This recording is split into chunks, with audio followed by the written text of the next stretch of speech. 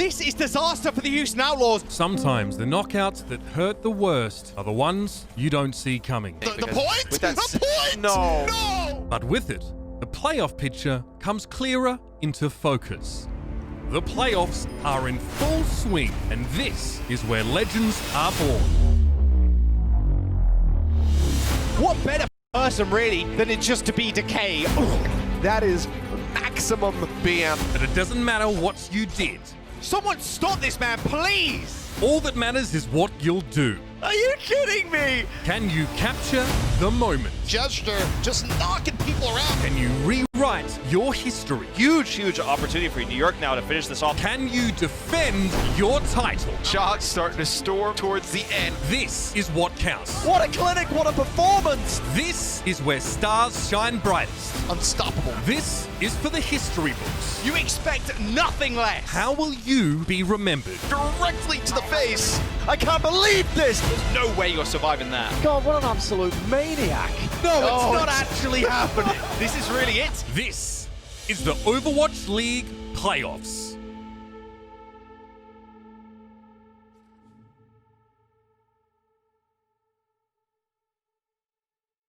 All right, good evening, ladies and gentlemen. Welcome back to another day of Overwatch APAC action. Already have gone through the play-ins. Now it is time to kick things off properly here in the playoffs. Double elimination is upon us, Wolf. And kicking things off, we have the Shanghai Dragons going up against the NYXL. It's a matchup that you really couldn't ask for better for the beginning of our playoffs. And, you know, as you mentioned, it is double elimination, so neither of these teams are going home tonight here in the APAC region, but they're going to go down to their last life, so to speak, in the losers bracket or the lower bracket.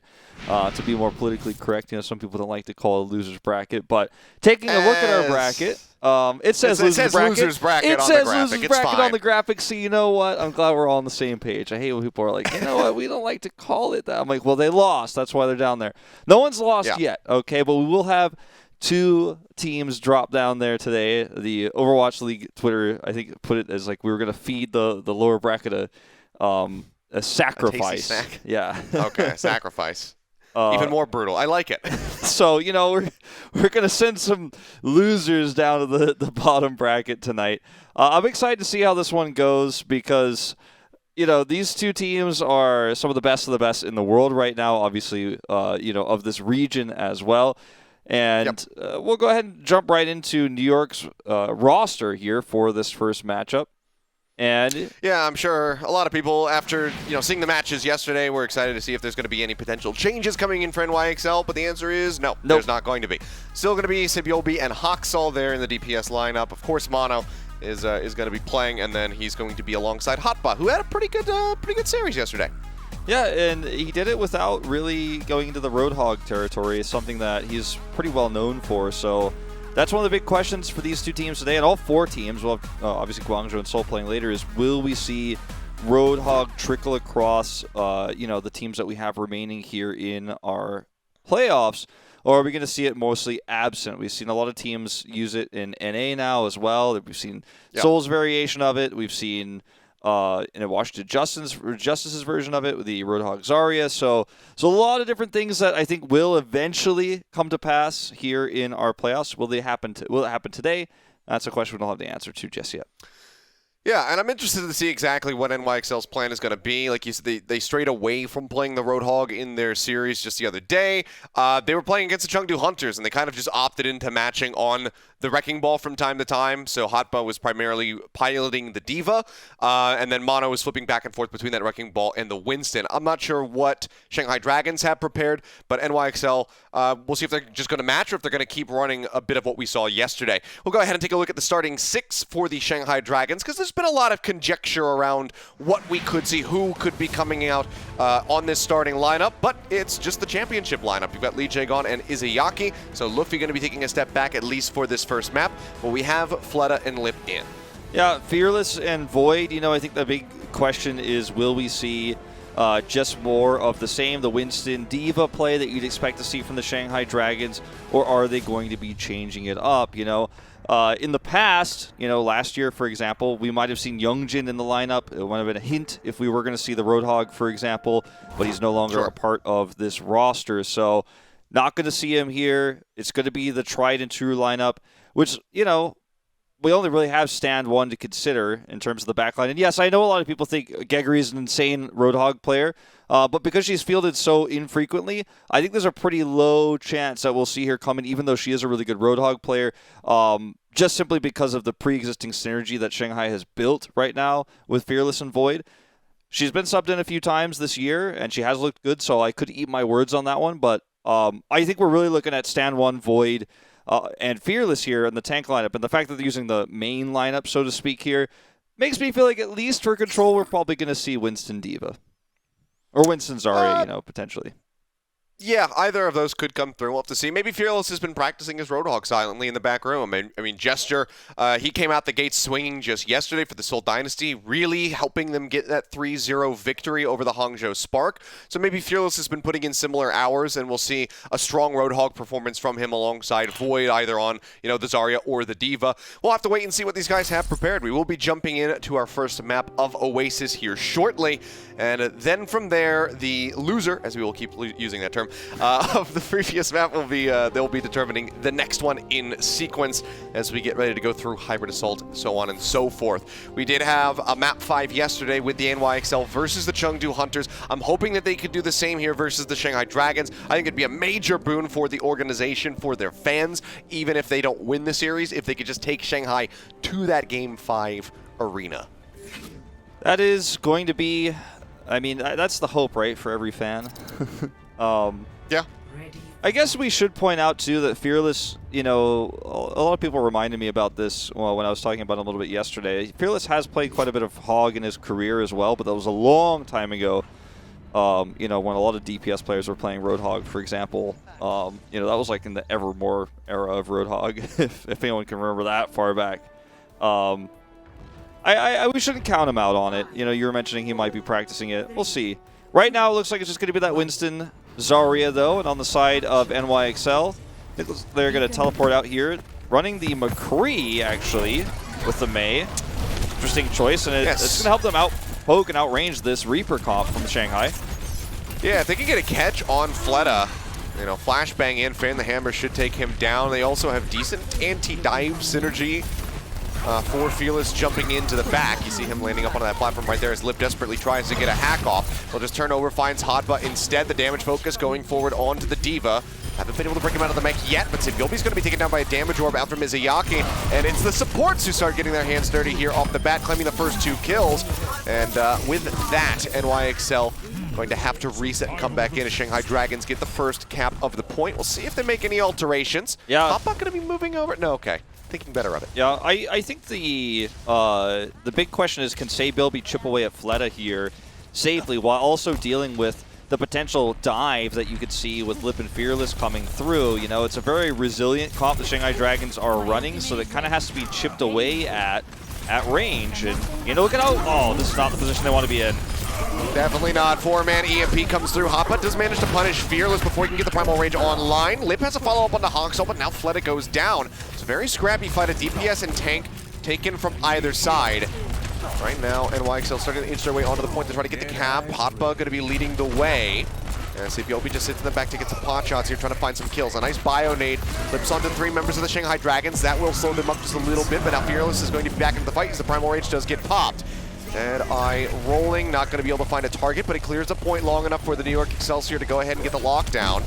Now the question is, how does Shanghai Dragons try to turn this around and get back in control of the point? Void holds on to the Graviton Surge, spots out Hotba, goes ahead, dumps it right up into the front. The Blizzards coming in defensively from the side of NYXL, layered in with the sound barrier shields, and find 2 kills, and that should be enough for them to hold on to this. Yeah, I don't think the grab was necessary there. I mean, Shanghai Dragons were dealt a bad hand in terms of how that fight went, because Sabilby had a really nice flashbang onto Fleta to prevent his escape, right? And then that's when things started to fall down the hill. Deadeye then guaranteed the point gets capped, and Shanghai Dragons, Lip gets taken out here. Nice right-click headshot from Haksal.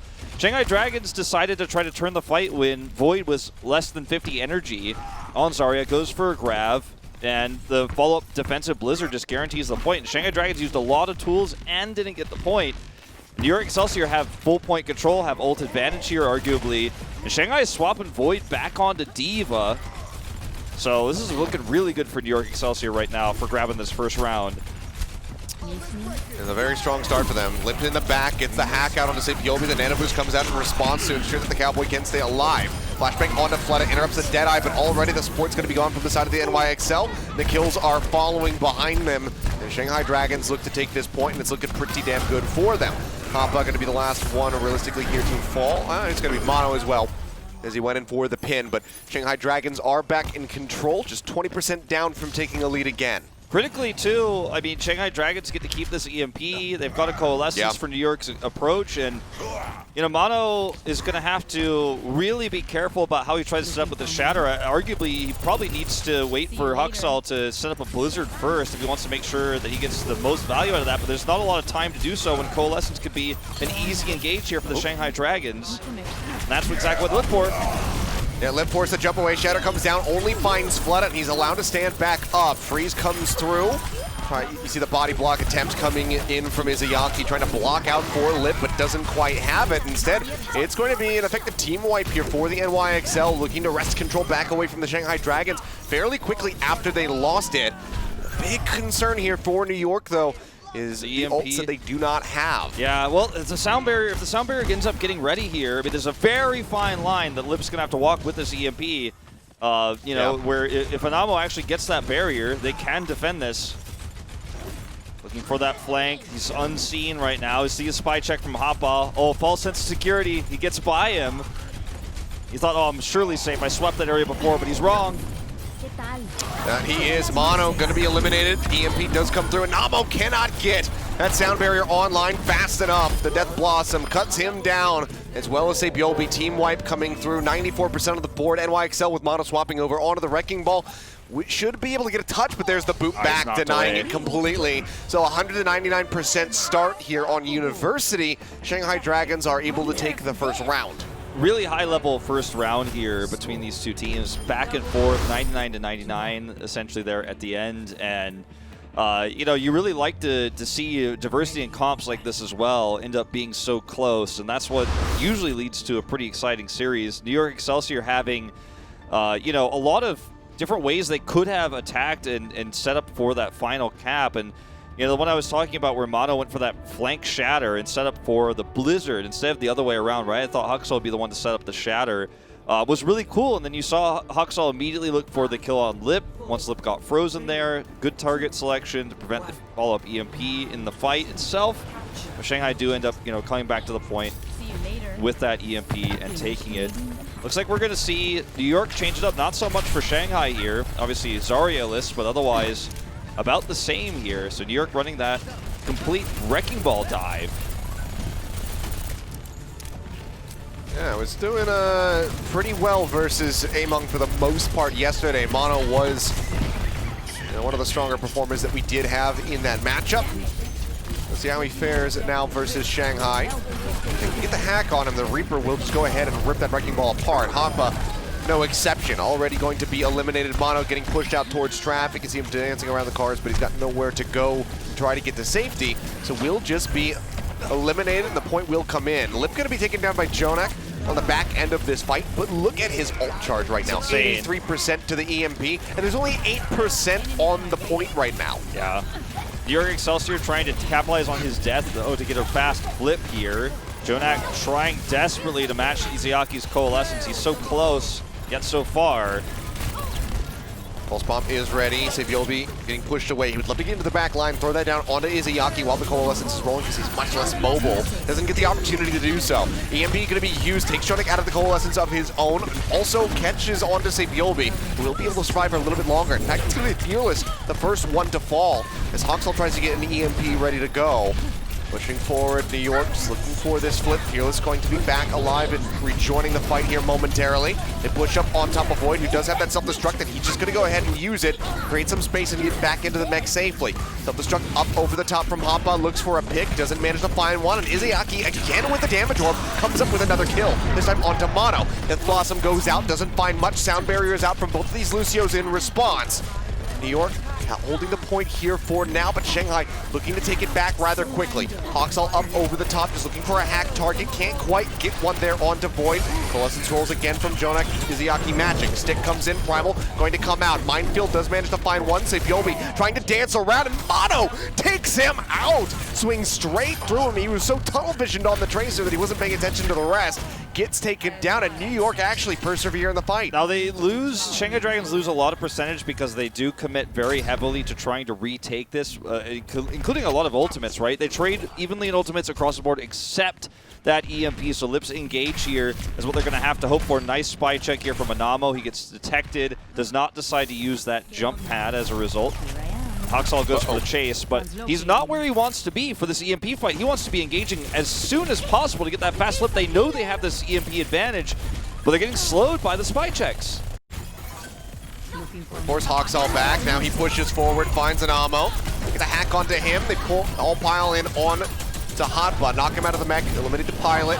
LiJiang goes ahead and claims those kills. He's looking for another one as he goes on the hunt there for Jonak.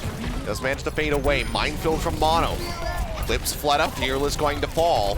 2 members down from the Shanghai Dragons, and maybe again this EMP engagement is just not going to work out for them. That being said, Void and Lip managed to push in, get the kill onto Jonak, but now they're down LiJiang, who is nearing that sound barrier shield. Coalescence from Izayaki will help try and delay the fight a little bit longer here.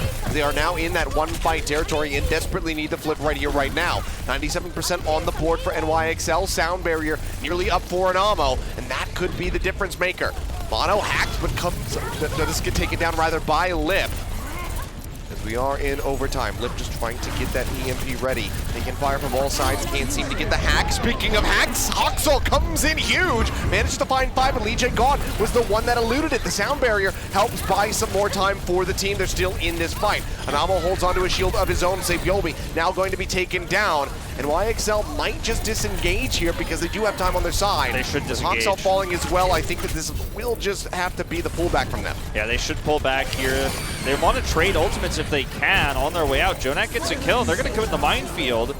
Just managed to find one. That's a follow-up EMP from Lip that's not going to be able to be used now. Self-destruct from Void, doesn't find a pick. The Coalescence, however, will get both of the tanks with LiJiang following up onto the pilot form Diva. So YXL maybe structured themselves a little bit too thin with this defense. Likely should have just pulled back and said they invest their ultimates and now don't have those to push in. They can still build up a couple of them, but it's 50% here for Shanghai. Yeah, I mean, it's a pretty win-win situation for New York. If you're able to, you know, take the point away from Shanghai, you win the round and you go to round 3. Otherwise, you trade ultimates with Shanghai. Shanghai had 6, now they have 3, right? So it was a pretty successful exchange in terms of those ultimates right now, but they did not get Lips EMP critically, and there's no counter right now. There it is. Yeah, speaking of which, there it goes. 3 members hacked on the side of New York. Hawksall the first one to fall as they look for a little bit more. If New York can keep this fight going, though, which they still do have 24% left until Shanghai is in threat of taking this map, Hawksall will be able to rejoin. He will be able to have that EMP to try to turn things around. LiJiang desperately needs to elude this. Yeah, LiJiang's sound barriers have been so perfect. Look at this wraparound, too, from Saybilby actually trying to find LiJiang where he was hiding, trying to force him into EMP range. He doesn't find him, however. He sees him, but he can't force him into that EMP, not yet. At least he can tell Hawksall where he is. Coalescence out from Izayaki. EMP going to be used. Catches on the 3 members. The sound barrier shield comes in perfectly to keep Fearless alive. The Coalescence now going to be expired, trying to keep him topped up. LiJiang going to fall. 99% to either side as Sabiobi's pulse bomb will be taken away by the D-Matrix from Void, who's dangerously low and will get knocked out. Lip eliminated. Fleta trying to hold on. Pulse bomb lobbed out, doesn't manage to find anything, and Sabiobi is starting to wreck house right now on the side of the Shanghai Dragons. 3 kills for him in the extended fight, now on the hunt for Fleta going around the backside. New York managed to get the flip into their favor, and it's another 199% round as NYXL will go ahead and take us to a 3rd and final Garden to settle Oasis. I mean, this is actually top-level Overwatch we're watching right now, including top-down maps. We get to see the positioning. It was actually insane to watch that chase from Saybilby. Just to talk about that moment again where he's trying to hit LiJiang. You notice, too, that when that happens, LiJiang is forced to run away. He goes in the center where he thinks he's going to be his safest on that little pillar in the middle of the map. And we're going to actually get a view of this. Look at how much damage is put out here from Saybilby as he's... Oh, this is actually a different moment. I thought he was shooting at LiJiang. But anyway, that same pillar I was talking about is where he gets forced to go, and you can see his sound barrier almost actually gets, it barely makes it in. Like, he has to drop down from there, so the sound barrier is slightly delayed compared to when it was on the ground. So just really nice pressure there, and good understanding and communication with New York to try to punish him, try to prevent him from getting that sound barrier off. So Byobi now going to be matching with the Reaper, moves away from the Tracer. Is hacked. Void taking quite a bit of damage here with this mech, but seems like he will be kept alive. Fleta is well in the same boat, forced into that Wraith Walk. Is currently surging past Byobi towards that Death Blossom charge as the hack does come down. Really fast build on the Coalescence here from Jonak, gets that one up. Izayaki now getting his, goes ahead and pops it as they try to keep everybody alive. So far just an exchange on the Winsons in the fight as the point has not been taken by either side. The EMP strikes first from Fleta. The Death Blossom is right there alongside it. And they absolutely just massacre the DPS lineup on the side of the NYXL. Shanghai Dragons getting the first cap. Lip is just so good at building fast EMPs. He sets up with Fleta there. Fleta does a ton of damage to also build an extremely fast Death Blossom, and they just work together so well. But we could see a fast flip here from NYXL if this EMP fight goes their way. Again, they're going to have to try to find LiJiang, prevent him from hitting that sound barrier. I mean, it's a tale as old as time with Sombra versus Lucio. Toxel just tries to find the angle here. Goes with the translocator, EMP comes out, does manage to find 3, but LiJiang again perfectly positioned. Does manage to go ahead and pop that sound barrier shield. It's still not going to be enough to keep Fearless safe as he does get taken down, but look at what's happening on the other side of the fight. Hoxel and Namo now eliminated by the Shanghai Dragons as they look to hold on to this point and shut down all of these ultimates coming out from NYXL, effectively resetting them. Fleta finds the kill onto Byobi, and that should be enough, as they will go ahead and take down Hoppa here on the back end of the fight. They already controlled the point, so they can go ahead and stagger him as well. He pistols his way back to a remech. Did they just let him do this? No, they don't. Okay. They just perfectly timed it. It was about as good as it gets. So that was risky from Hoxel there. He will end up surviving. And now Lip's got another EMP. New York Excelsior don't have, they're not running Ana, so Mono, even though he's got Primal Rage, he's not going to have that much ability to actually really get a ton done here. In fact, he might just get hacked before he can use it. Okay, he does get it off. He has to use it preemptively. Yeah, hack onto Mono, hack onto Void, but you can see Mono just kind of getting farmed right now. Didn't have too many places to go after the hack came through, couldn't leap out to join in with the rest of his team. Lip with another EMP ready to go. Hoxel trying to catch up at 52% currently. Coalescence is going to be rolling. Lip just jumping out of line of sight of that. Sees a big cluster of NYXL players, goes ahead, throws out the EMP, catches 3. Death Blossom goes in from Fleta, pushing forward. It's another 2 kills on the combo. Wonderfully executed from the side of the Shanghai Dragons, and Wolf, it's looking like this round is going to be nowhere near as close as the first 2. 99% to 0 right now, ticking down. Anamo has to push in, but the poop comes out. And that is going to be Shanghai Dragons taking map number 1. Oasis is theirs. A strong start to the series, but for both of these teams, to be perfectly honest, New York not backing down to the fights, taking us to the 3rd and final on Oasis. This is looking like a very promising match. I think it's going to be a close one. I mean, that 3rd one was really just absolute control for Shanghai Dragons of the ult economy. Almost every single team fight they took was perfect. Sound barrier execution again for LiJiang is on point. So the EMP from Hoxel there doesn't come through successfully, even though he's, getting some of these EMPs are taking much longer to build than we're seeing on the side of the Shanghai Dragons, with Lip's EMP timings coming through much faster. He's often lapping Hoxel. So a lot here going well for the Shanghai Dragons on that 3rd round in terms of the ult fights. But the first 2 rounds otherwise, unique compositions from NYXL. We were seeing a little bit of Mei. I like what they're doing. I like how they're running, some of the counter comps, at least what their perspective on counter comps to what Shanghai is running with the McCree, with the Mei. I'm liking the sort of strategy that we're seeing from them. They come in very well prepared despite playing just yesterday. So that's a good sign for them as the series potentially goes longer. Yeah, it is. Well, map pick now coming up for NYXL. They have decided to go to Kings Row. So that map will be coming up in just a few minutes, and we'll see if New York can go ahead and tie up this series, or if Shanghai Dragons will be able to make this a rather fast one and move up to match point. So stay tuned, guys. The action's still heating up. It's looking like a great series here for us, so you don't want to miss any action. So stay tuned.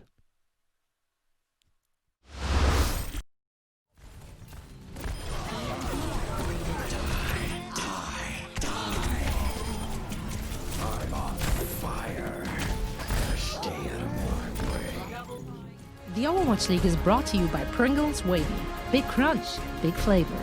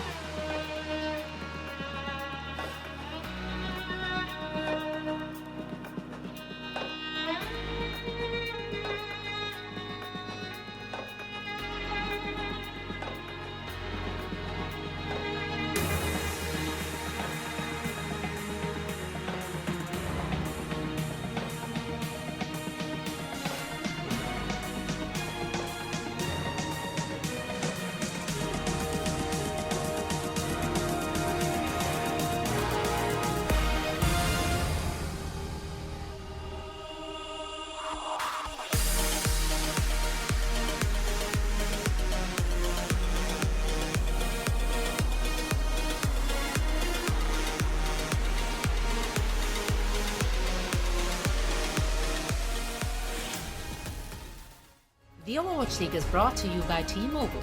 Switch today and rank up to America's largest 5G network, T-Mobile.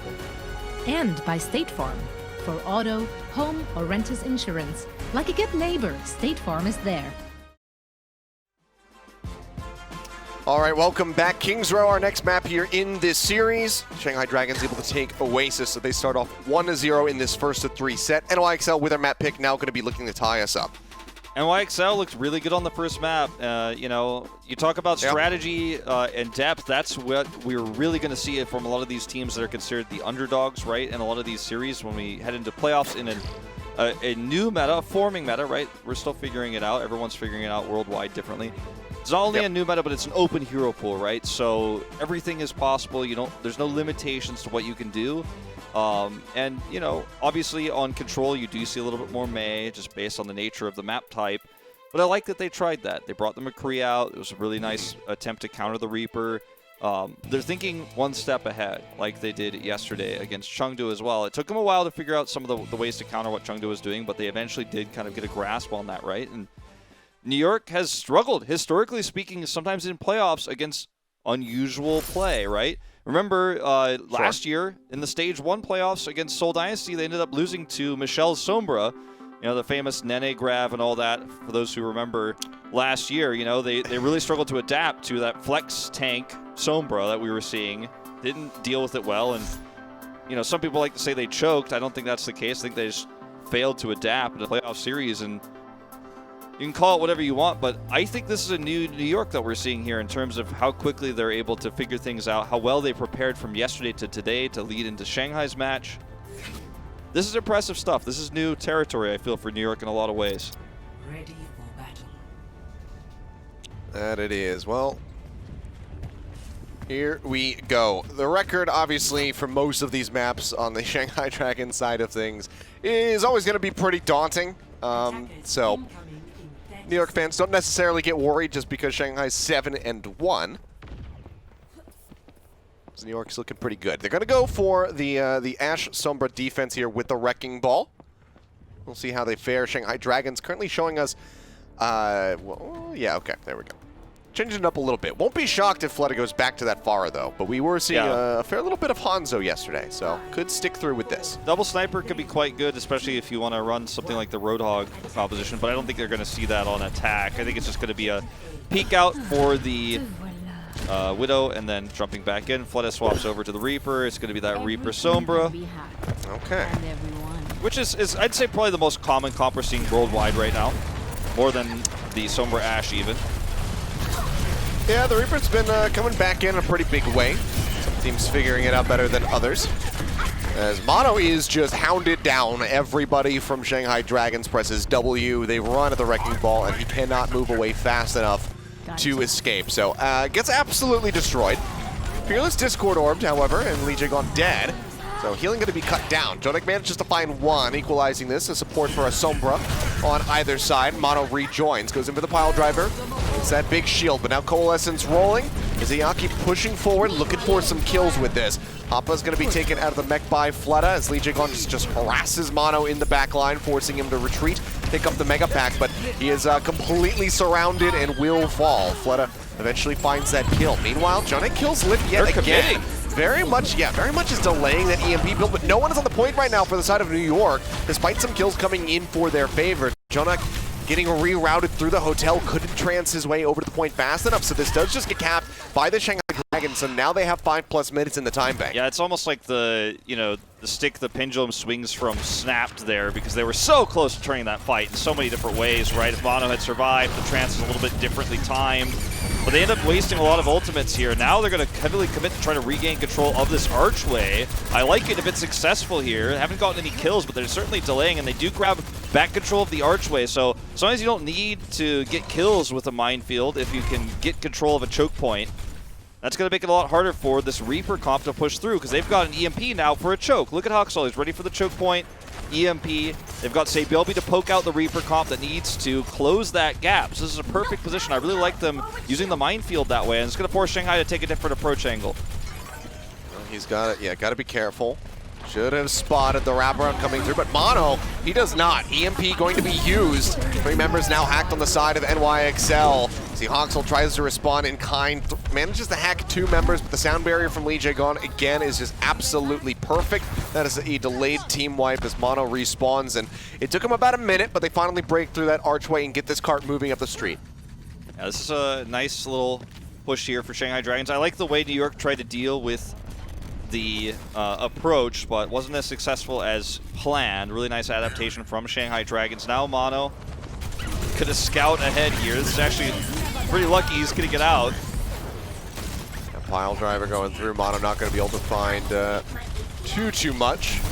Bob just sitting around the corner looking to dissuade anyone from poking their head out here for the moment as we hit 3.5 minutes remaining. Flooded with the Death Blossom. Does have that ready to go. Jonak should have the Transcendence ready to roll as well, unless he can get a hack on him. He's under fire here for the moment. LiJiang actually finishes him off. Lip does die, but now there's a big opportunity potential here. Actually, never mind, because the res will come out from Manamo. Self-destruct going to be used, clearing off the cart. Minefield layered in as well to just stop the members of Shanghai Dragons from being able to push up to keep contesting. Mono just rolling through. It's a nice little extra 20% build towards that next minefield. Bombs is going to be chucked out. This is starting to get a little bit chaotic around point B. Hoppa, however, going to fall. EMP comes through, manages to find 4. Coalescence from Izayaki, keeping the members alive for now, and Lip's hack will expire. No just transfer waiting for that Transcendence to end. Yeah, already going to be used. Now the EMP comes out, just solo onto Jonak to delete him. Actually does find Mono at the same time. Both get taken down. Anamo finds the res, but Jonak is now brought back to life in such a poor position and instantly gets eliminated yet again. This is going to be disastrous. moving up. Yeah, this is real messy. Super real systematic messy. the way that Shanghai is dismantling New York Excelsior here. The hacks from Lip right clicks onto the tank line to push them back. Then taking out Jonak, forcing him to trance right early, and then he, obviously the EMP comes through, he's deleted, and it's just a very much exactly how you want it to go type of situation for Shanghai. Everything according to plan. Let up. However, will get taken down. Minefield coming out again. As Fearless does make it to safety before the hack lands from Huxall. He'll push up around the corner looking to get that EMP online. Keeping decent pace with Lip, who's about to have his. He'll be under a little bit of fire. Shot's going to be coming through the EMP, tossed out. Oh my god, absolutely massive. Manages to catch on the 4, and Jonek just does not have that Transcendence ready to roll.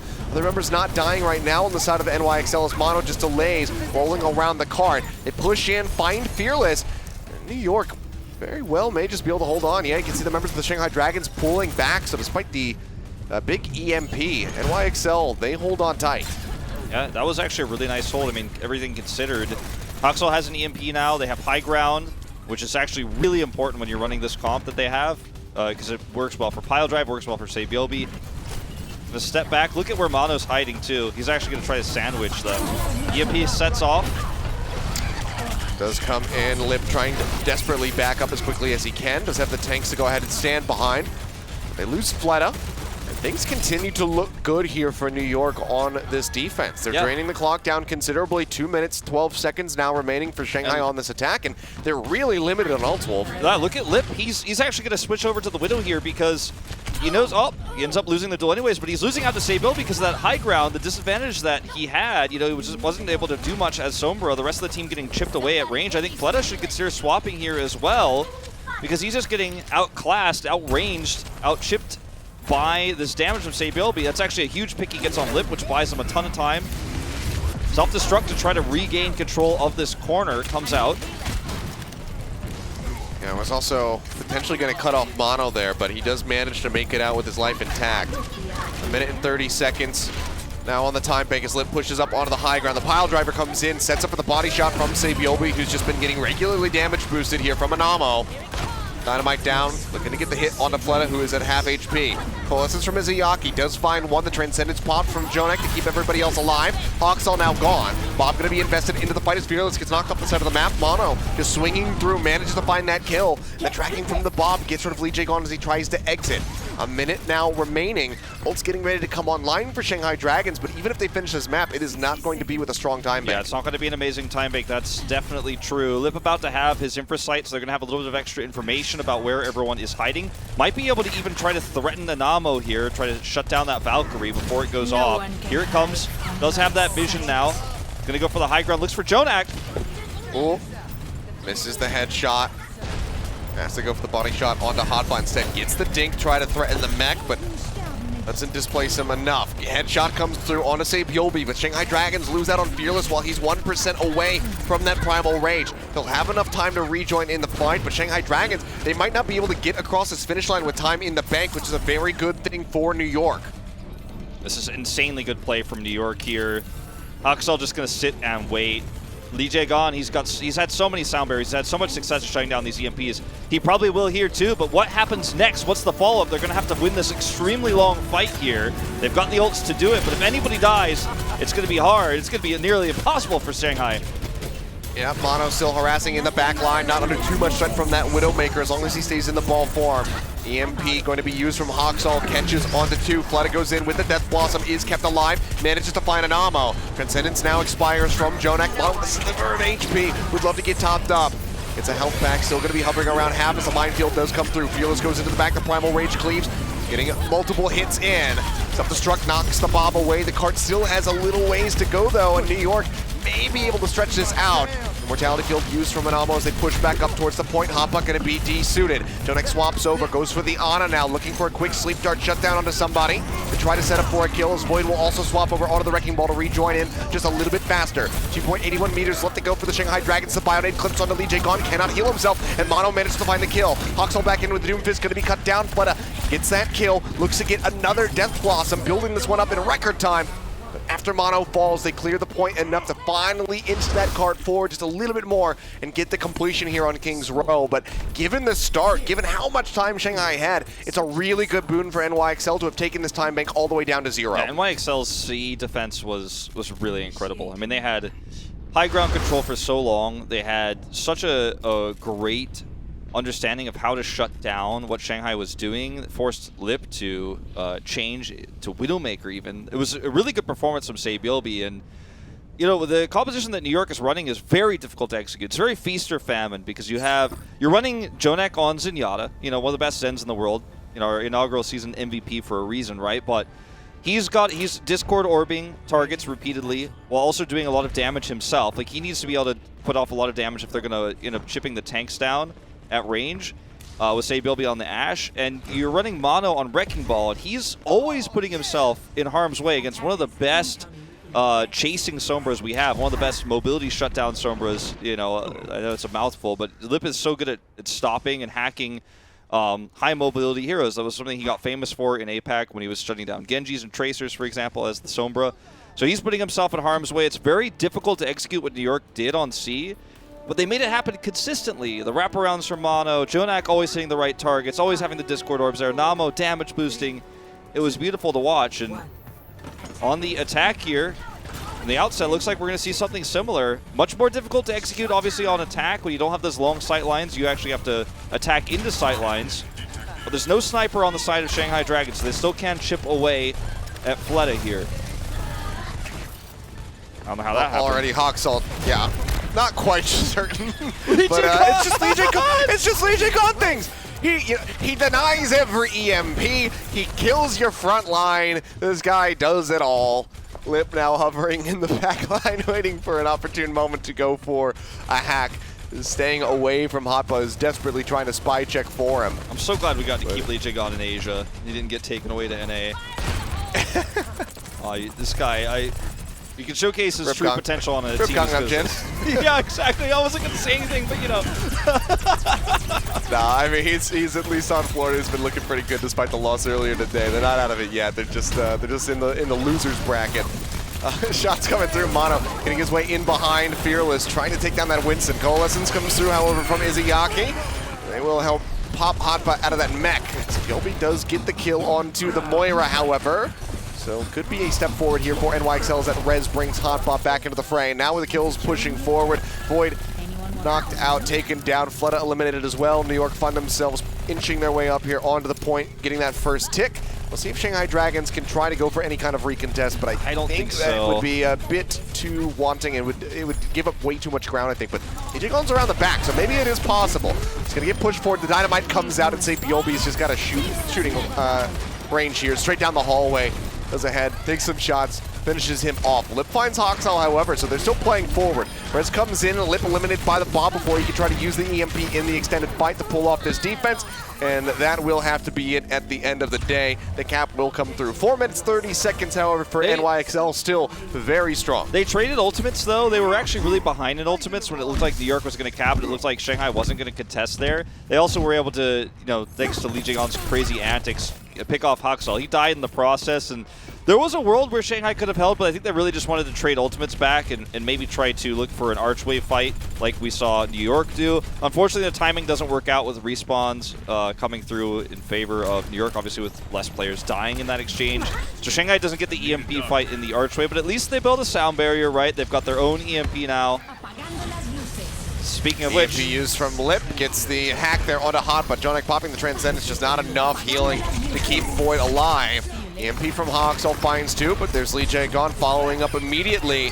LiJiang Khan with sound barriers is Yveltal to Rez's. As soon as the EMP comes out, he's got the sound barrier. As soon as somebody dies, Yveltal's got the Rez. Just so good at eluding these EMP hits from Hawksall from just about anybody. Got the struck going to be used by Hotba so he can try to get back into the mech, which is well enough protected to do so. But New York are really struggling to push through this arch now. You know, Sombra Goats was the meta pretty much all year last year in Contenders Korea, and he's really honed his skills. Mono is just getting obliterated there after he goes for the pile drive engage with Minefield. And this is, again, looks like it's going to be a shutdown of New York. Remember, what they're trying to do is extremely difficult to execute. The choke point is controlled here for Shanghai. Jonak doesn't have line of sight to hit Discord or targets repeatedly, right? Like, he actually can't consistently have those unless Shanghai's playing far forward. So the Zenyatta pick isn't getting as much value. He himself is not able to do that much damage at this angle until they push through. Yeah, dive into the back, Fearless taking a bit of damage, so it does pop the primal range. Discord over a little bit late onto him, so they don't get as much of a punish as they would like. So they'll be fanning the hammer, looking for that pick, is unable to finish off a member of Shanghai, but continues to press forward, waiting for his opportune moment to use that Deadeye to create some additional space. Cart finally starting to move up here. But you can see clock drained away, 2 minutes gone now for New York. They need to really not get slowed up anymore here for the streets phase. This is I mean, this is a really tough fight to take. Jonak doesn't have EMP, or rather doesn't have the counter for EMP. Oh, well, actually held down the right click, managed to get it as the EMP was channeling, and he was out of range of getting clipped by that. So does have the Transcendence online now. Hanpa gets knocked out of the mech and actually pistols down LiJiang, giving him a taste of his own medicine. Finds that kill. So he'll be pushing forward up into Fearless's face. Does get eliminated, but Anamo has the res to instantly pull him back through. And Izayaki is gone as LiJiang tries to rejoin the fight. So really nice fight here for New York Excelsior. Allows them to break through as you'll be getting some nice taps on the back end. It's a really extended wipe comes through, and that should be point B. It's really weird to see Fleta swap over to this Tracer here suddenly. I don't think it really suits the composition, and I think it was a desperation move to try to delay this capture of B.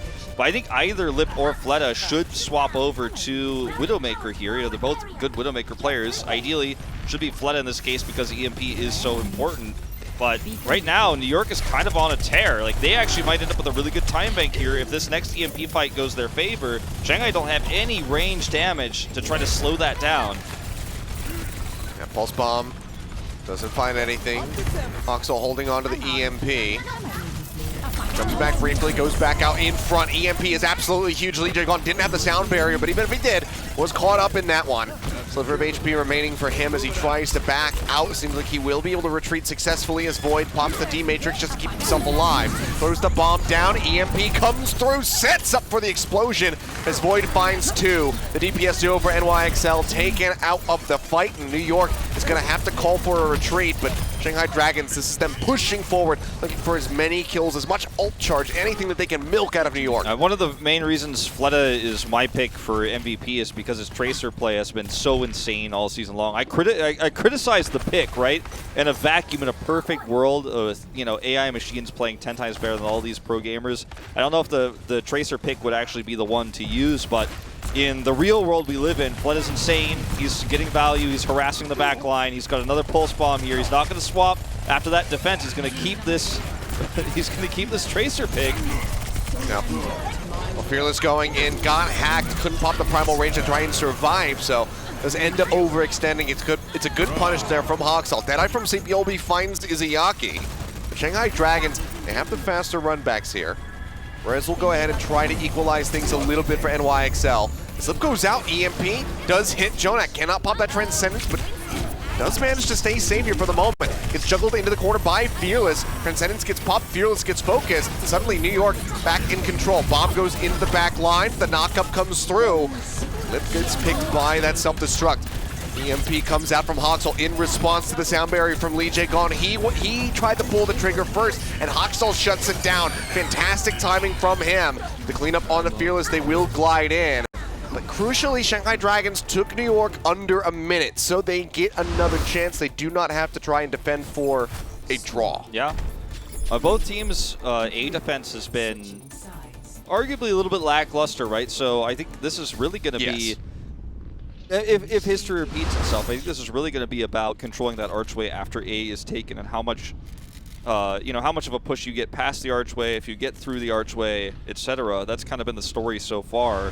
And that extra 44 seconds buffer for New York is actually going to be quite nice for them because it's going to allow them to force one more team fight and hold ultimates. They got to get an eco push, if you will, which is what, you know, Papa Smithy popularized this term back at APAC. An eco push, for those who don't know, is where you basically attack without using ultimates. You try to build ultimates in the push, and you know, if you can force your opponent to use ultimates, you trade up even higher. And when your win condition is, for example, if Shanghai gets halted at the archway, if your opponent has to use ultimates or you win the game, it's really easy to hold ultimates and push, respawn, and come in and do it again.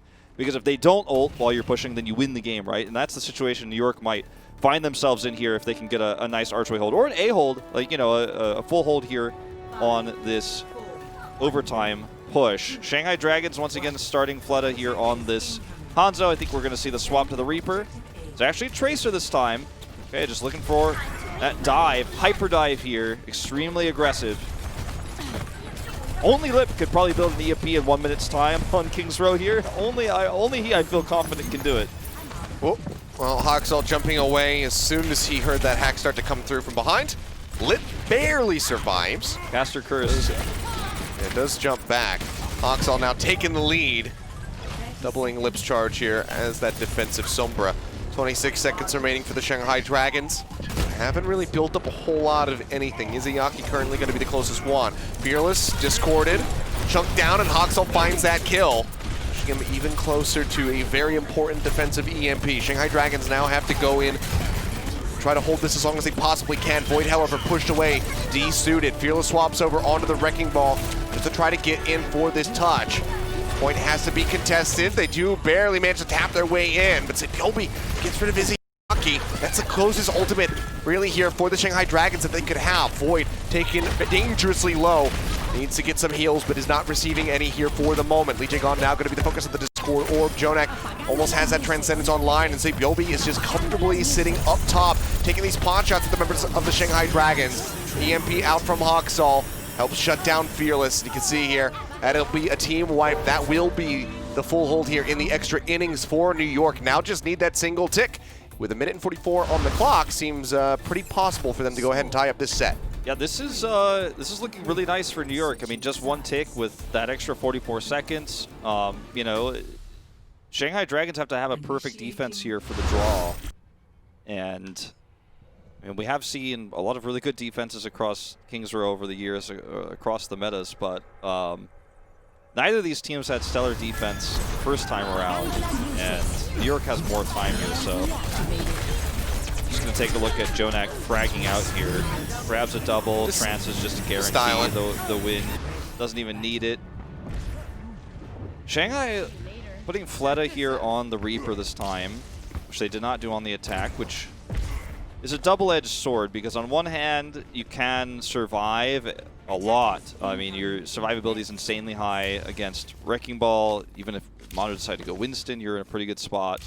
I mean, honestly, even against Roadhog, as long as you don't get hooked, you're gonna really push that back. You've got a lot of lifesteal and staying power, but the counter to that, especially because New York has some extra time, is they might just swap Sabilby onto Widow or keep him on the Ashe, and then Fleta's kind of a sitting duck in that case, and it's a lot harder to execute this style of play. Either way, it should force a reaction out of New York and burn a little bit of time off of the clock once they scout it. See what the response is here as Hoxol will swap to Sombra, and Sabilby just instantly the Ashe. He's keeping it, obviously, once he sees the Reaper. Mono's going to threaten the cap. Yep, pushes into that back corner. Forcing him to reroute. Lip pushes up right in front of him. Looks for that hack. Does manage to find it and just begins to farm. They push forward.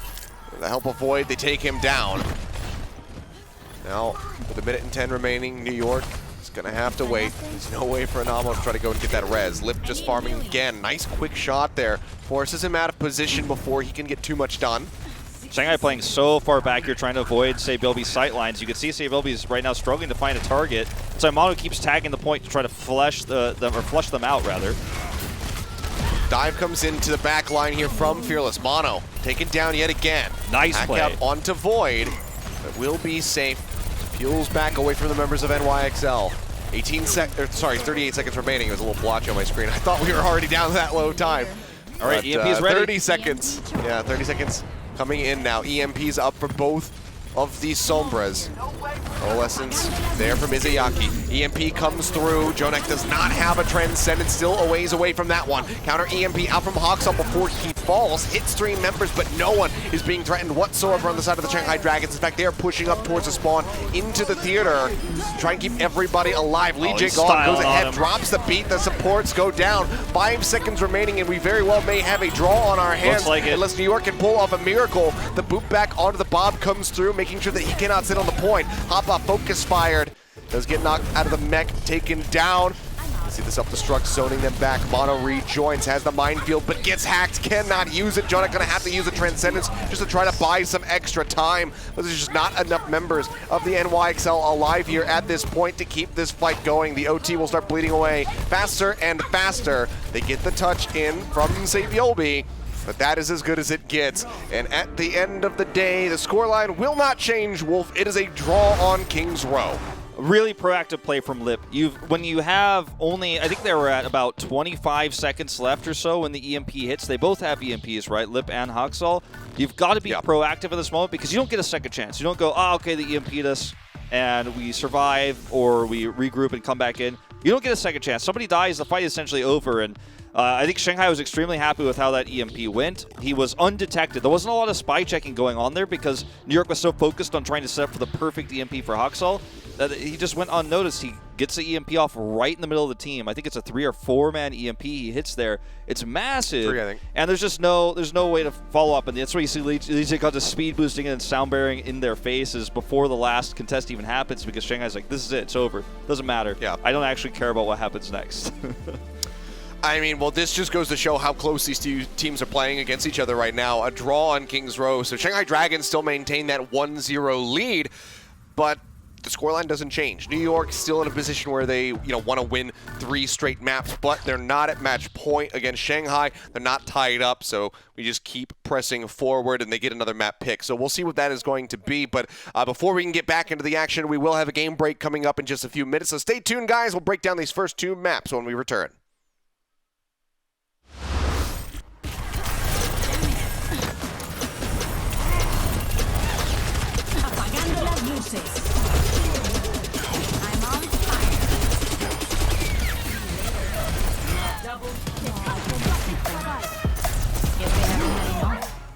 Coca-Cola is the official refreshment of the Overwatch League.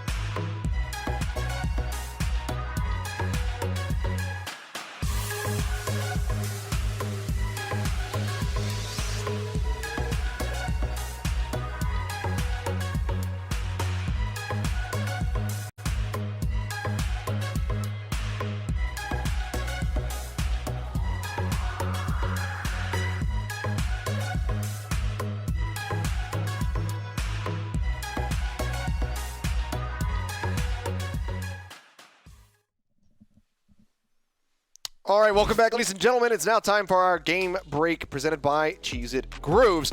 We have, well, not quite a tied-up series. It felt like it was going to be Wolf, but unfortunately for the NYXL, they could not get a victory on Kings Row. Double holds on point A in those overtime rounds, but the scoreline does not change. It doesn't become more detrimental for them. It's a 1-0 lead now for Shanghai. Yeah, I mean, it looks like this series might go potentially more than 5 maps if this keeps up. I mean, we saw an incredibly close control round. Obviously, Kings Row down to the wire in terms of both attack runs that just narrowly finished. I mean, Shanghai's obviously, like 45 seconds-ish, 44 I think it was technically, a little bit slower than New York, and they had that very clutch, very, very, what's the word for this? I don't know. By the skin of their teeth finish there where they were able to do it in overtime. Close finish? Close, yeah. I mean, it was close, right? They barely did it. Obviously New York's a little bit cleaner, but it's a very close time bank. Then you go into a full hold and then the fuller hold for the draw. I mean, technically not really a fuller hold, but you know what I'm saying.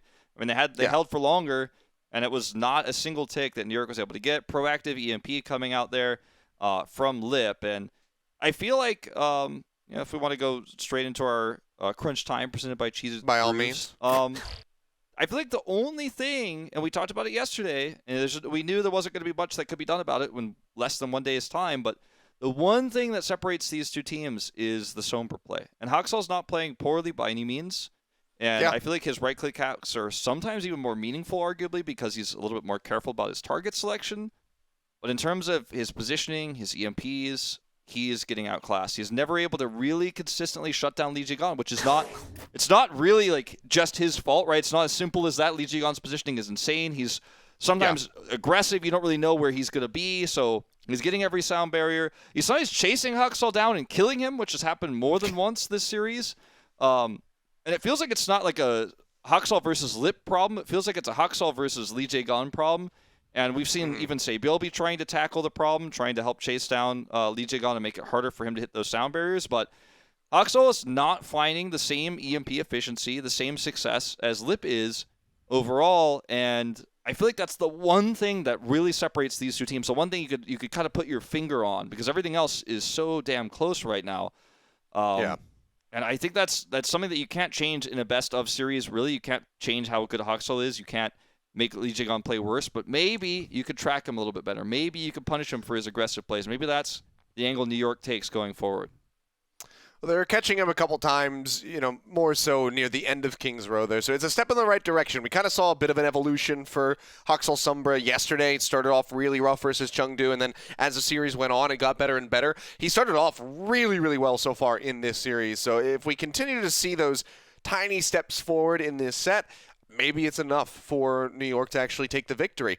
But I don't know. It's always just going to be guessing and conjecture. We have to wait until these guys get back in game and continue playing. And that's going to be coming up in just a few minutes now. We're done with the crunch time. Thank you very much, Cheez-It Grooves, as always, for being our sponsor. But when we return, we will have the rest of this series. Just see how many maps we actually can tally up in this set. 1-0 the scoreline currently for Shanghai Dragons. We'll see if New York can finally put another win on the board for themselves when we come back for Volskaya. The Overwatch League is brought to you by Cheez-It Grooves. Deep flavor, deep crunch. It's a mind crunch.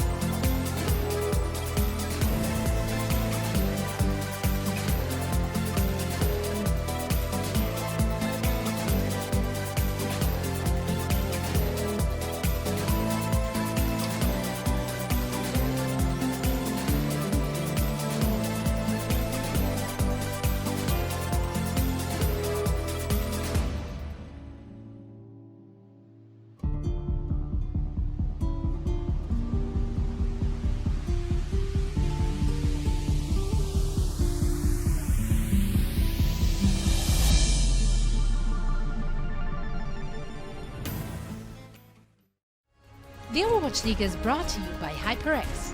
Unleash your style, unleash your fury. with HyperX Fury Memory.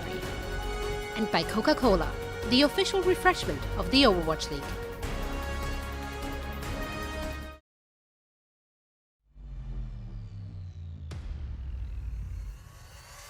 先被 Fearless 给刮死。他的状态也不理想，别人这一波 double kill， 这个烈地猛击拍到对方双死，用毒的菊叶梨，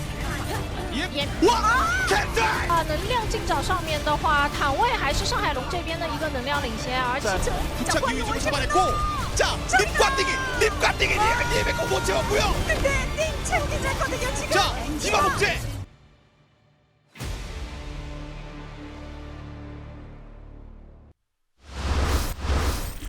All right, welcome back, ladies and gentlemen. Let's carry on with the rest of this series. The action has already been absolutely incredible from both of these teams. NYXL and Shanghai Dragons playing at the highest level versus each other, resulting in a draw on King's Row. Now we turn our eyes forward to Volskaya Industries, another map pick for the NYXL as they look to put a map win on the board.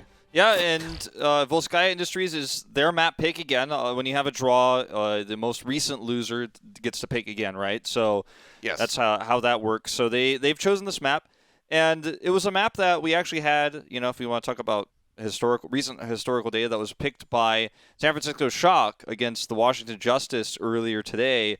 I think for very similar reasons, because I think where a lot of New York's success is coming from is not the Sombra duels, it's not the tank battle, it's not necessarily the wrecking ball play we're seeing.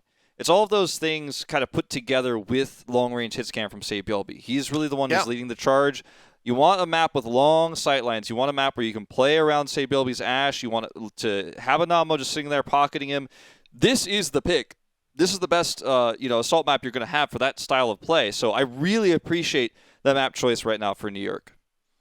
Yeah, I mean, there's a couple others that would kind of cater towards that style. You know, Hanamura, Temple of Anubis, especially on point A, has those sightlines, but Volskaya is just pretty much the whole time, has those nice long open sightlines for an Ash to really excel in.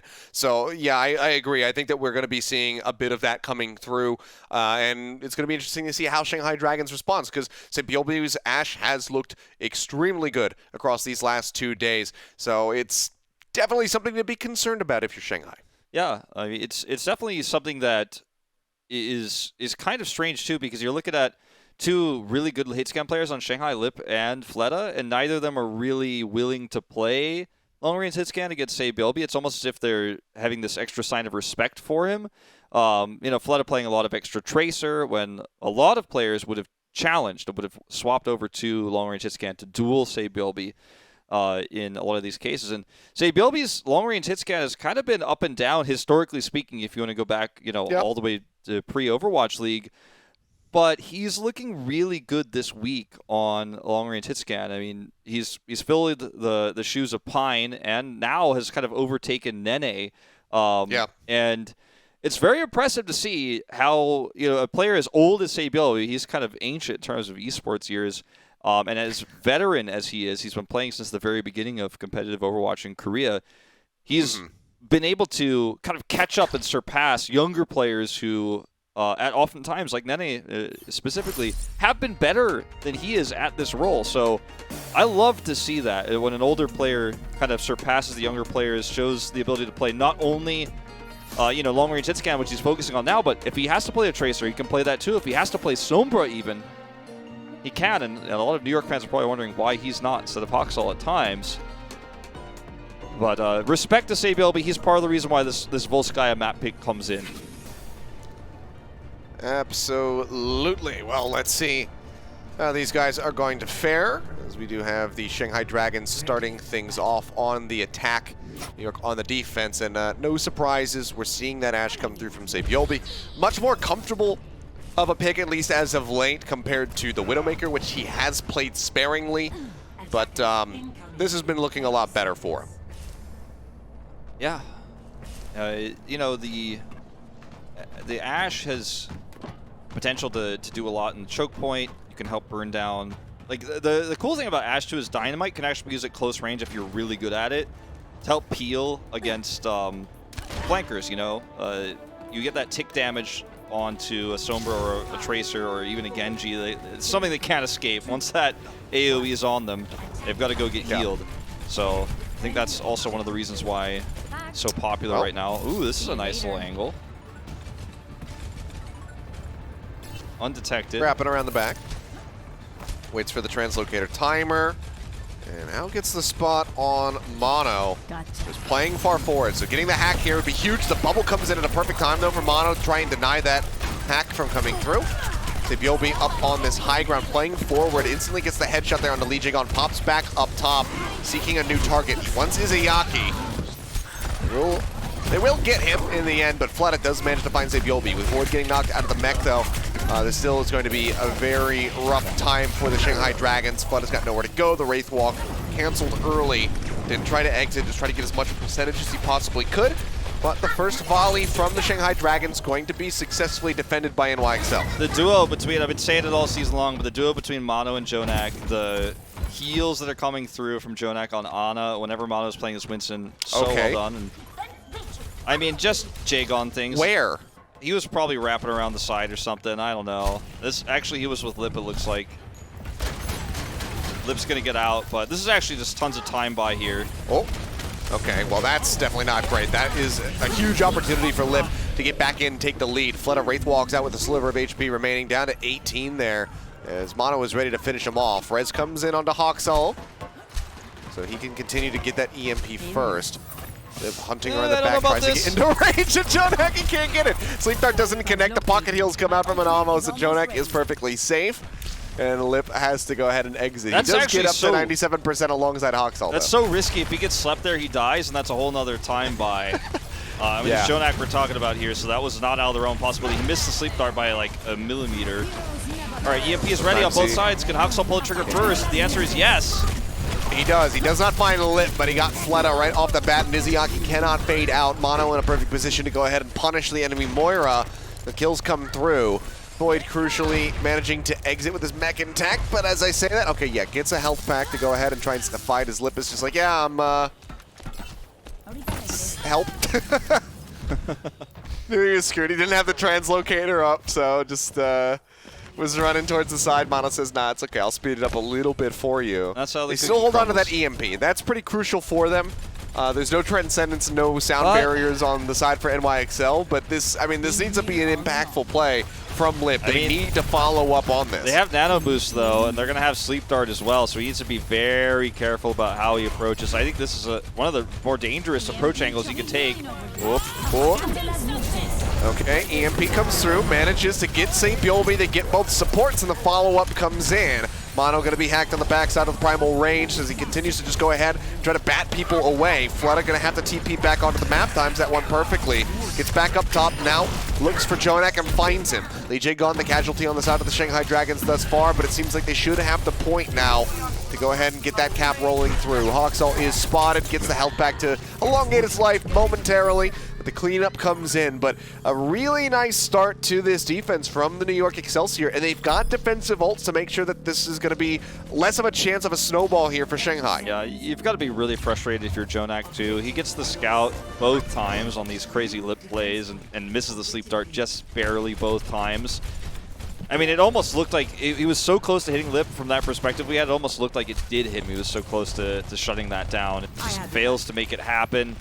Hawksall's got another EMP, and his last EMP was actually pretty well executed. We'll see if he can make it happen once again here, because if he does not, then Shanghai Dragons, if they touch the point with this Reaper and the bomb, I mean, there's so much they could actually make happen with the speed boost they're about to execute. They're trying, I think that, well, they're waiting to see if they could get Hawksall on the jump back. They saw that he had that Mega Pack hacked out. Said they'll just go for the engage. Namo going to be taken down and hop on Deep Mech. Fearless with the primal range. Does find Sebiobi, and it's just an absolute slaughter. I was talking about the ultimates available for the side of the NYXL, but they're just not able to execute on any of them. Mono can't make it back into the spawn. That is the team wipe. 2.5 ticks already built up here for the Shanghai Dragons with 2 minutes and 27 seconds remaining. There you go. They will be able to tick that one up. It's Izayaki claims the final 2 kills. 2 out of 3 now, I have to say. Thank you, Fleta. Of that round.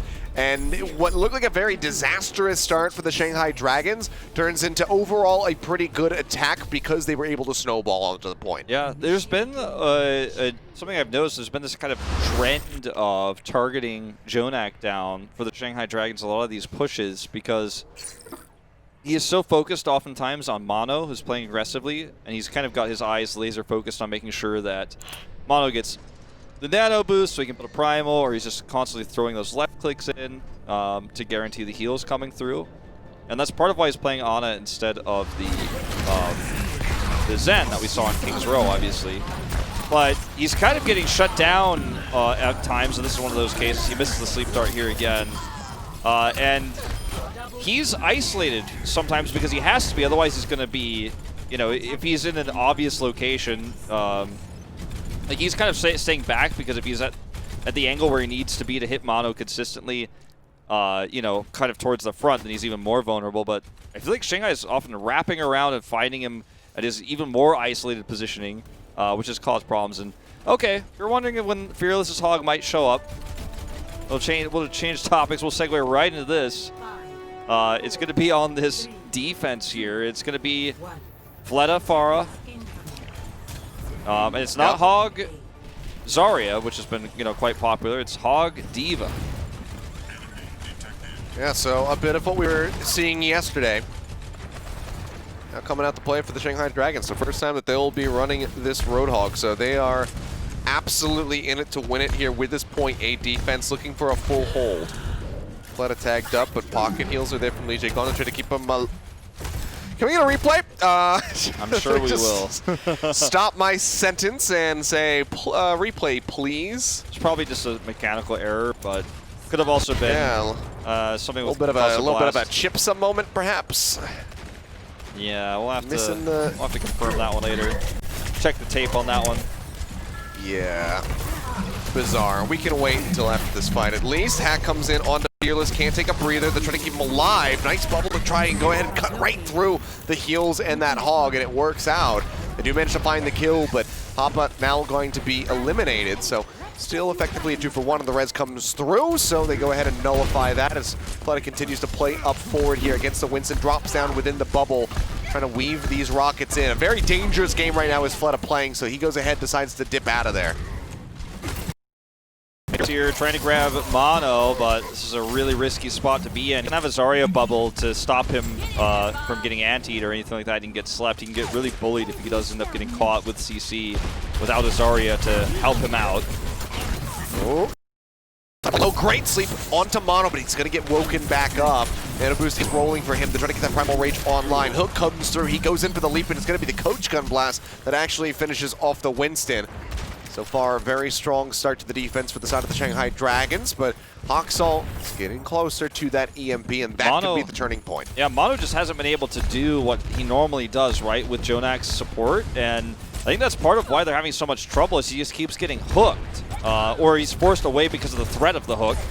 And now, you know, Hoppa's got to be really careful because this barrage could be launched from above this alcove at any moment. When Mono leaps in, the bubble's not there. That's when Fleta wants to strike, especially if Hoppa's already used his Matrix. Just hovering, waiting for that chance. Yeah, waiting for his moment.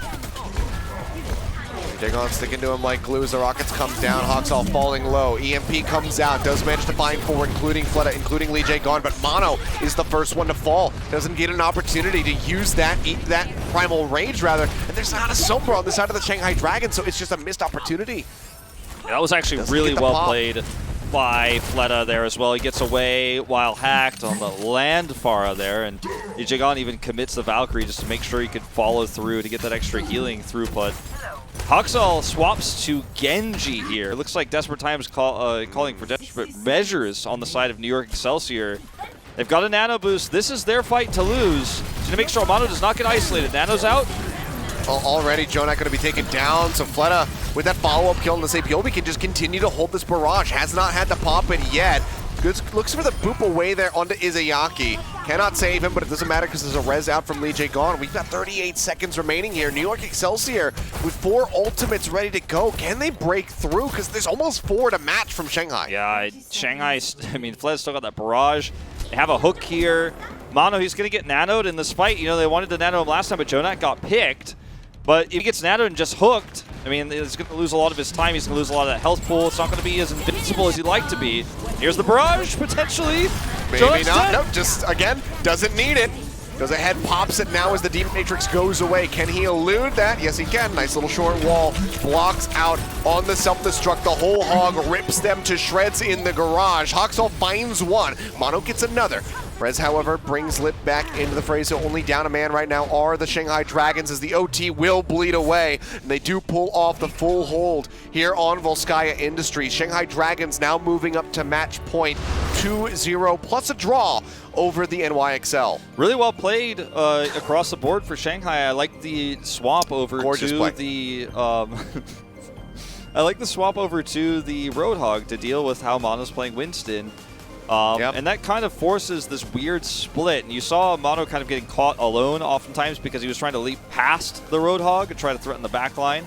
But then we're seeing good sleeps come through from Izayaki and LiJiang. You know, we were talking about how awesome his Lucio is for the first 2 maps, but his Mercy, very thorough, making sure everybody stays alive, helps keep the tank line alive. Then he jumps back and heals with the Ana there, with Izayaki, when Mono leaps in.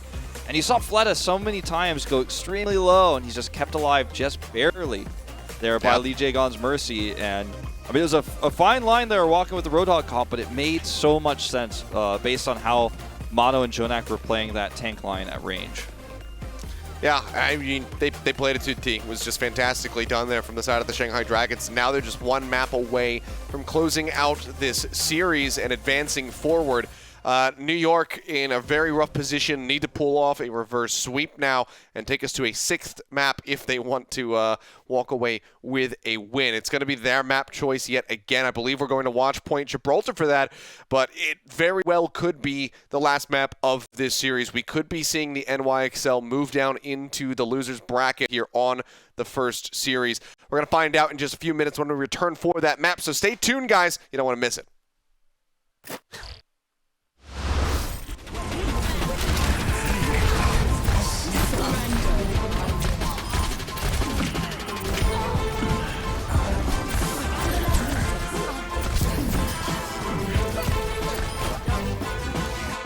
The Overwatch League is brought to you by T-Mobile. Switch today and rank up to America's largest 5G network, T-Mobile.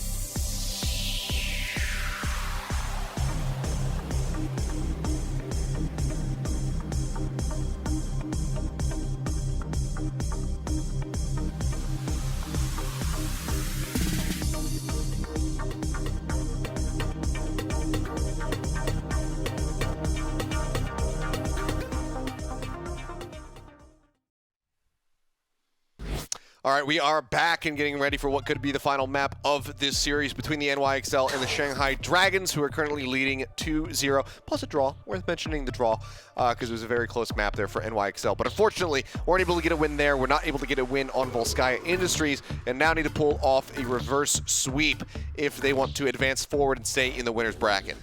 Yeah, these, you know, we talked about it in the Cheez-Its Grooves crunch time earlier about how Hangzhou, you know, is having a hard time in the Sombra matchup, but again, mostly versus LiJiang, more so than, you know, as if it was a head-to-head him versus Lip.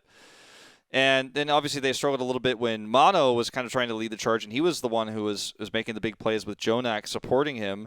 And that's kind of always been the playstyle with Mono. He's one of the best Winstons in the league, and with Jonak kind of pocketing him all the time, he kind of gets some bloated stats even because he's so well healed, he's so well protected.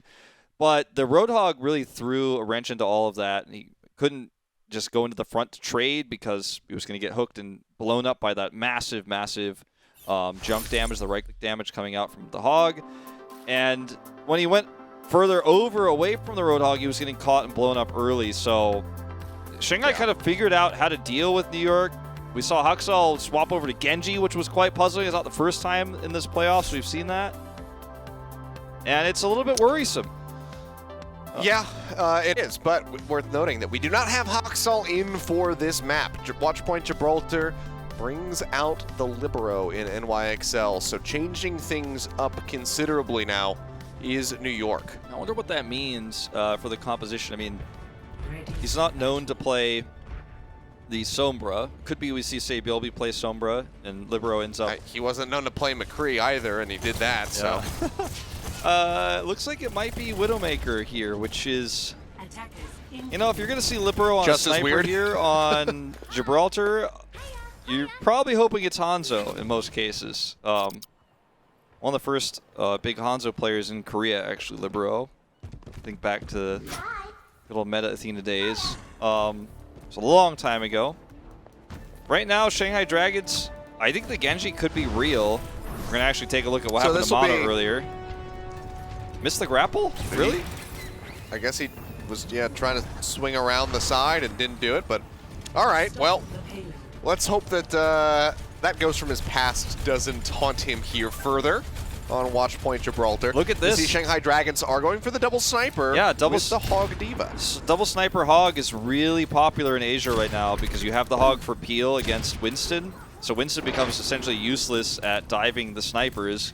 So it becomes a war of attrition, and sometimes two snipers are better than one. Fearless going to swap over to Winston though here as York Excelsior is playing back and playing careful. And similarly to Roadhog, I mean, Hangzhou himself is actually pretty good at anti-dive and peel with the storm arrows.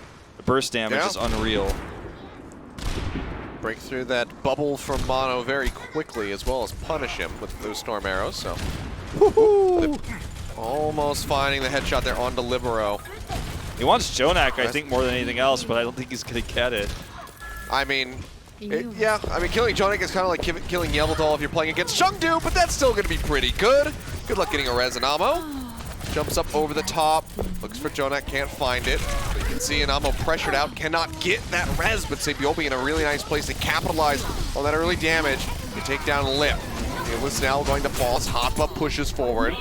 He'll be taking a nap here for a little bit longer, but I think this is still going to be pretty good for New York at the start of this defense. Yeah, it's really nice for them that they grab this hold right before the finish line of A. And that was actually a pretty nice trade. Yeah, they knew that everybody was still just kind of clumped up in the server room. Lip, however, after the sleep comes in on the Mono, is able to just go ahead and line up that guaranteed headshot to get rid of the Winston. Now he's looking for Libero. One final shot would finish him off. Grapples forward, destroys the poison mine, gets the follow-up melee hit. Wonderfully done from Lip, but back over onto the other side of things. Yazayaki taken down, forces the rest from LiJiang, and Lip, after overextending to get that kill, does get eliminated. So a bit of revenge coming through from Mono. Finding that. Sleep dart onto him as he leaps up into the air, but still holds on to the Primal Rage, and will go ahead and pop that upon waking up. Self-destruct is out. Void looking for the remake, but Jonek says nay. Goes ahead and gets him with that headshot. Lip swapping over, interestingly, here to the Ashe right now. Just not having enough consistent damage output with the Widowmaker, despite some heroics there. It looks like he's not comfortable doing that anymore. Wants to play the Ashe for the Dynamite and arguably the extra peel, but it's going to be harder for him without pockets, which he is getting right now, but without pockets to win some of these exchanges. Even against Jonak, it can be quite hard. And Libero, sees a Dynamite come out. He still knows the angle. I don't think you should peek this one, Lip. Yeah, he knows that Infrasight's rolling. Now will expire. But even then, playing the same angle as a sniper is very ill-advised once you've been spotted. Especially versus a Widow when you're Ashe. Okay.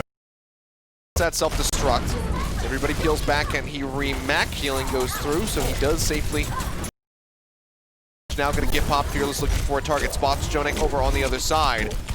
Receives the Discord Orb though, so does take a considerable amount of damage and has to exit. Sabiobi on the other side of things gets the better of Fleta, taking him down in that 1v1. Finding the headshots and now waiting for his moment to go in. Has his pulse bomb ready to drop, but has to zip away for fear of the sleep dart from Izayaki. Yeah, I think the sleep was used, so he might come back in one more time. He's got the potential for it. Shanghai need to commit to something here. He's stuck. Izayaki gone. Huge pickoff here now. Libero gets the headshot on a Lip. There's just 15 seconds remaining and 3.73 meters here for the Shanghai Dragons to try to get their way into point A. Lip dead, waiting to respawn. Almost has a Bob available. Fleta getting tagged up. Does have a pulse bomb ready to go. Fearless finds Mono. Void forces the OT over on the card as Fearless rejoins. The pocket healing starts coming through. Chaining together to keep the tanks alive now that the Valkyrie is popped. Stick comes in. Jonek has a Transcendence. Pops that one to stay alive and in the fight and keep everybody else topped up as well. Libero looking for the shot. Can't quite line that one up onto LiJiang. Gone. The Bob finds the punish. Anamo taken out as well. They get the break on Hotbuzz Mech, and it looks like Shanghai Dragons should be able to persevere and break through here. Hashtag breakthrough, all that stuff. They get the kill onto Jonek. Wasn't even on purpose. They get the cleanup in the end. They finish them off. Now they look for some split spawn members of NYXL as they get that 2.5-minute bump up in the time bank. Yeah, right now Shanghai Dragons getting some chase kills here, getting Anamo. It looked like they were going to get on the Libero as well, but he does narrowly escape. But this was actually really scary for Shanghai Dragons there for a second. They weren't able to trade the kills like they wanted to. Now they've got shuttle control here, and yet still loses out to Libero. Libero picking Widowmaker, again, somewhat of a puzzling move for New York Excelsior, but it ends up being the winning one for them. It's going to force a primal here, that Pulse Bomb is. Pulse on a Bono, still taking a considerable amount of damage. The Bionade is going to look good to go ahead and finish him off, but Sabiobi strikes back, finds both supports after he lobs in the Pulse Bomb down the staircase, gets the stick. Rez is on to Mono, Fearless is gone, and hangar control very much in the hands of the NYXL. I mean, Sabiobi is obviously always been known for his Tracer, but defeating Fleta when Fleta's in peak form right now and just outplaying him essentially here, finding more value, finding better pulse sticks. That's class right now we're watching. Lip, again, struggling to find an angle because Libero's always got his number. You can see it's even forcing the dive here from Fearless. Fearless had enough of this Widowmaker. Yep. Just trying to stay safe, jumps up over top of the drop ship, drops back down, manages to find Libero. Looks for the kill and will find it with the help of Flood as they push in. Self-destruct force on the high ground there from Hotba.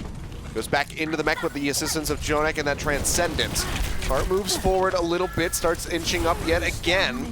Somebody from New York gonna have to contest this pretty soon. It's gonna be Hotba who drops down and almost loses out on his mech yet again because of that. Cart is still inching forward. A nice stick there from Fleta, but doesn't lead to any kills, or it must have been rather the little spectator sound bug that can come through, so it doesn't find the stick. Yeah, bounce on the bubble, I think. Okay, Dynamite's out here. Shanghai leading the health pool charge. I mean, I think they should be able to win this war of attrition. They're going to have a primal here. Yeah, Jonek another got pulse, one. though. Fearless got two, but Sabiobi finds another pulse. Jonek gets rid of Izayaki. It's a very messy fight. The res already going to be burned here from LiJiang, who will get taken down to the back line from Sabiobi. 5 seconds now remaining with just over a meter left to go for the Shanghai Dragons to get that minute and a half extra in the time bank. Hack was out, however, onto Fearless, couldn't leap out to safety, gets eliminated. Flutta trying to do his damnedest, gets a pulse bomb kill onto Jonek, but Anamo strikes him down, and they will be held a meter in front of point B. New York Excelsior now have a very real win condition under their belt. New York Excelsior, I mean, really relying quite significantly on, say, Bilby hitting these miracle pulse bombs, but are they really miracle pulse bombs if he's hitting them with the consistency that we're watching right now? I mean, I think the answer is no, right? He just keeps, it almost feels like every single pulse bomb he throws has a huge impact on the Shanghai Dragons, and that's sometimes what happens when you're playing the chaotic playstyle that Shanghai Dragons are relying on right now. They're trying to dive Libero. Fearless is building insanely fast Primal Rages, but okay, here's going to be that one of those miracle sticks we're talking about. Look at this. And then the follow-up is there from Chonak to finish off Iziaki. But he's not, I mean, I guess the best way to describe his playstyle is frantic, right? But it's like organized chaos. He knows exactly what he's doing. He's turning around so quickly because he knows exactly how many bullets it takes to get a kill, and it's jarring to watch. It almost gives you motion sickness to watch Sabilly play Tracer, but it's because he knows exactly how long he has to hold left click essentially to get a kill and then turn away and go do something else. He's so deadly, so dangerous. And again, against Fleta right now, he's outpacing him in these pulse bomb builds, getting better sticks. It's really hard to believe that he's playing this well, but he is.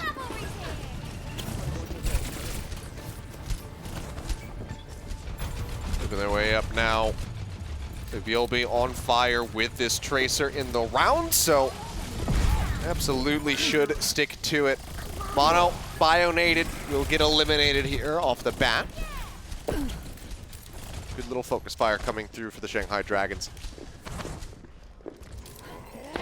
Lip is actually just losing out to Libero in almost every single duel, which is, you know, if you said that, if I told you that was going to happen, no one would believe me, right? I was like, yeah, I think Libero wins this, but nobody would believe that. There's the caster blessing or a curse, depending on which team you're rooting for, as Lip does come out on top. Yeah. So all you Shanghai fans can say thank Mr. Wolf in chat. Well, right now, say Bilby is not able to find any value on this Tracer. This is one of the harder parts for Tracer to actually flank on. There's just not a lot of different paths you could take to where the Widow is, and the Widow could just grapple away very easily.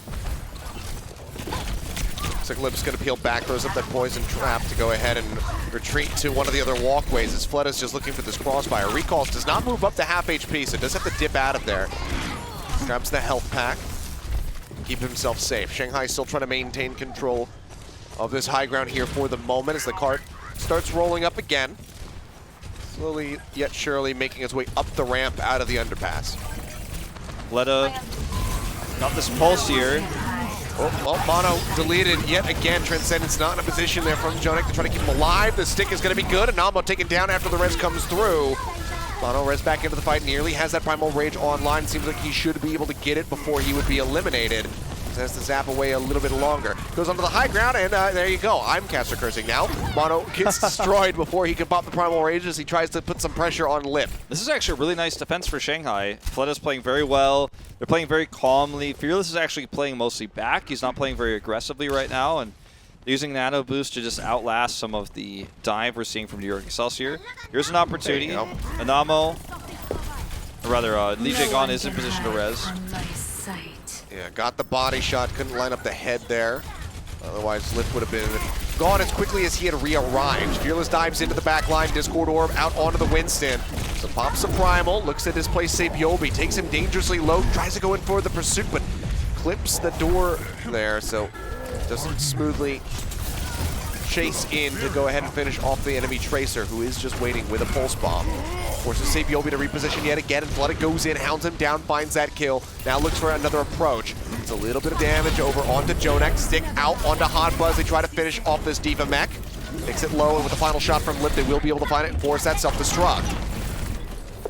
Shanghai in a really nice position here to potentially just take this series away.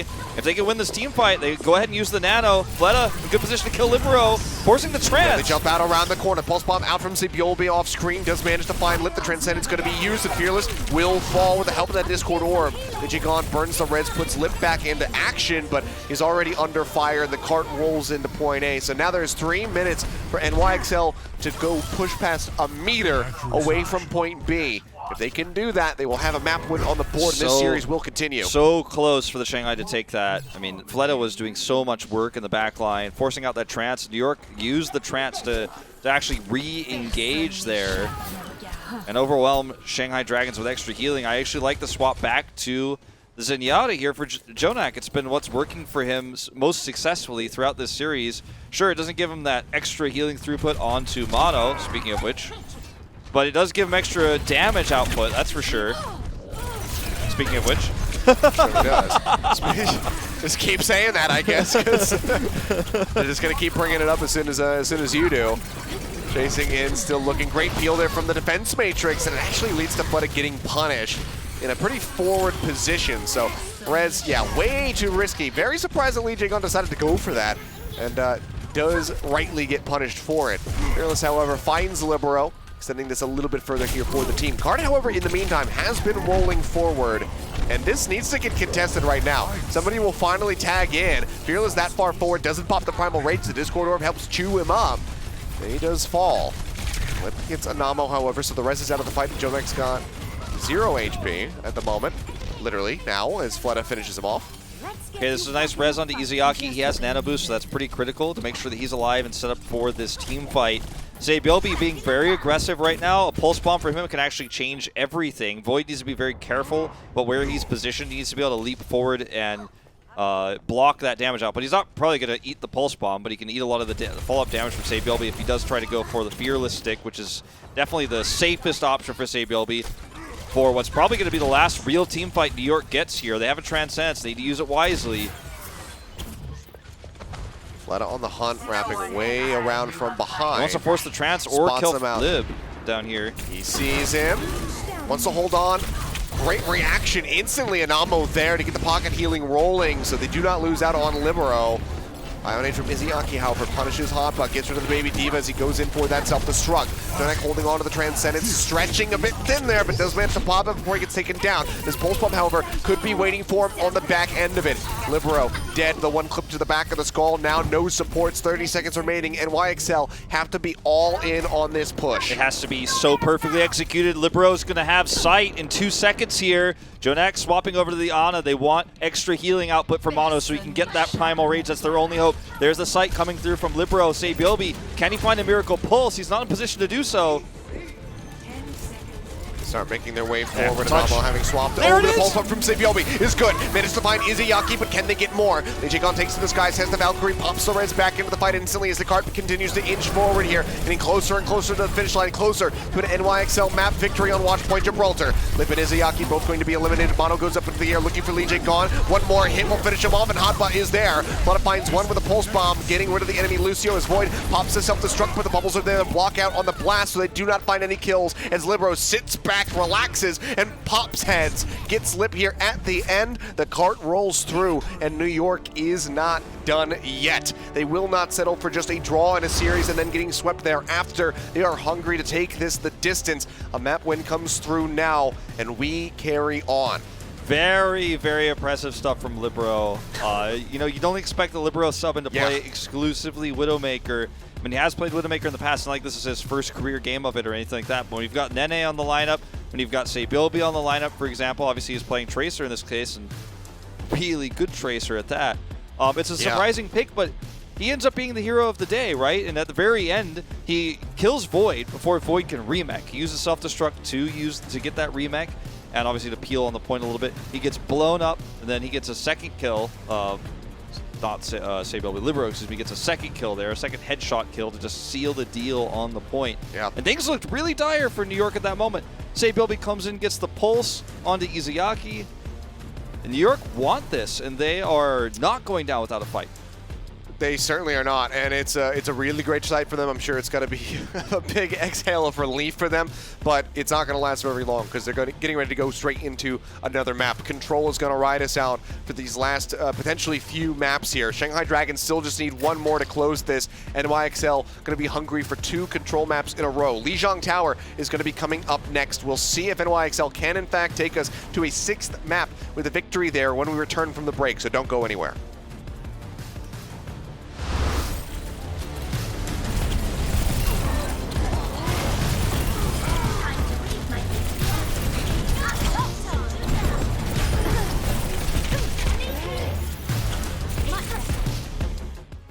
Coca-Cola is the official refreshment of the Overwatch League.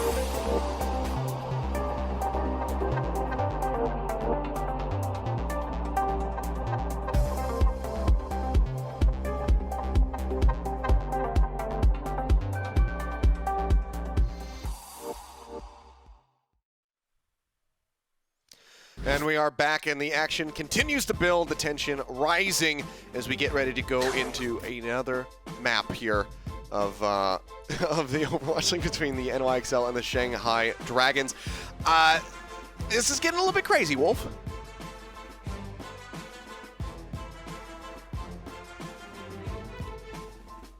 Don't let them sleep. Wake them up. Give them a call.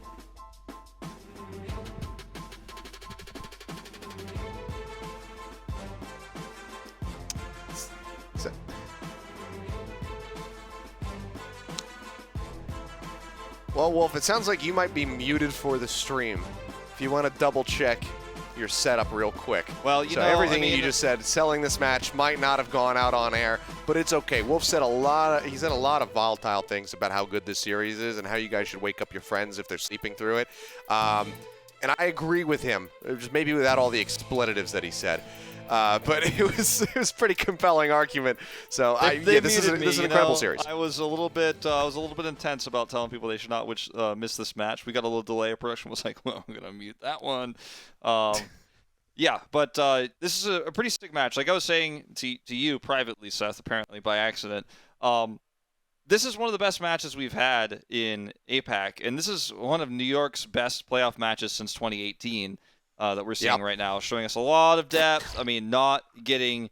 I feel like the morale was never shattered for them. I mean, it's been close every map, so you know it's hard to get discouraged when you're playing that well. But the adaptation of putting Libero in on Widow for Gibraltar was smart. We've got Hawksall back in now as we move into LiJiang Tower. So It's going to be control from here on out, and I think we'll probably see more Haksal. We'll probably see more Haksal May.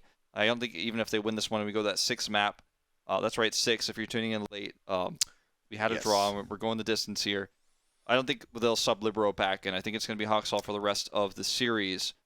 But this is a really good one. I mean, this is, I can't overstate how exciting and how back and forth this series has been. We've had a little bit of everything. We've had some Roadhog, we've had Tracer Sombra Dive, we've had Widowmaker, we've had Del Sniper, and it's been very close. Farah has made an appearance. Yeah, Faro was there on that defense alongside the Roadhog. Fleta looked extremely good on that, and I'm curious to see if he's going to be, running that again here on LiJiang Tower, especially if Gardens is going to be one of the rounds that we get to see if it doesn't go to 3, because it looked really, really clean. We know that Haksal is also a bit of a Farah player himself. Also, worth talking about during the break, guys. I went back, I reviewed the tape. And I think we can excuse Mono what looked like a blunder on that Wrecking Ball in Volskaya, because I was curious. I said, you know what? No. Mono's not so bad that he would miss a grapple. Let me look. Yes, he was resetting. He was way deep behind enemy lines, and he wanted to swap to Winston, so he's resetting. I wondered about that, too, because he was, like, when I saw that clip, I was like, he's in the wrong spot. This doesn't make sense. And at first I thought it was a flank, and then, because we didn't remember exactly what happened. But yeah, that makes more sense.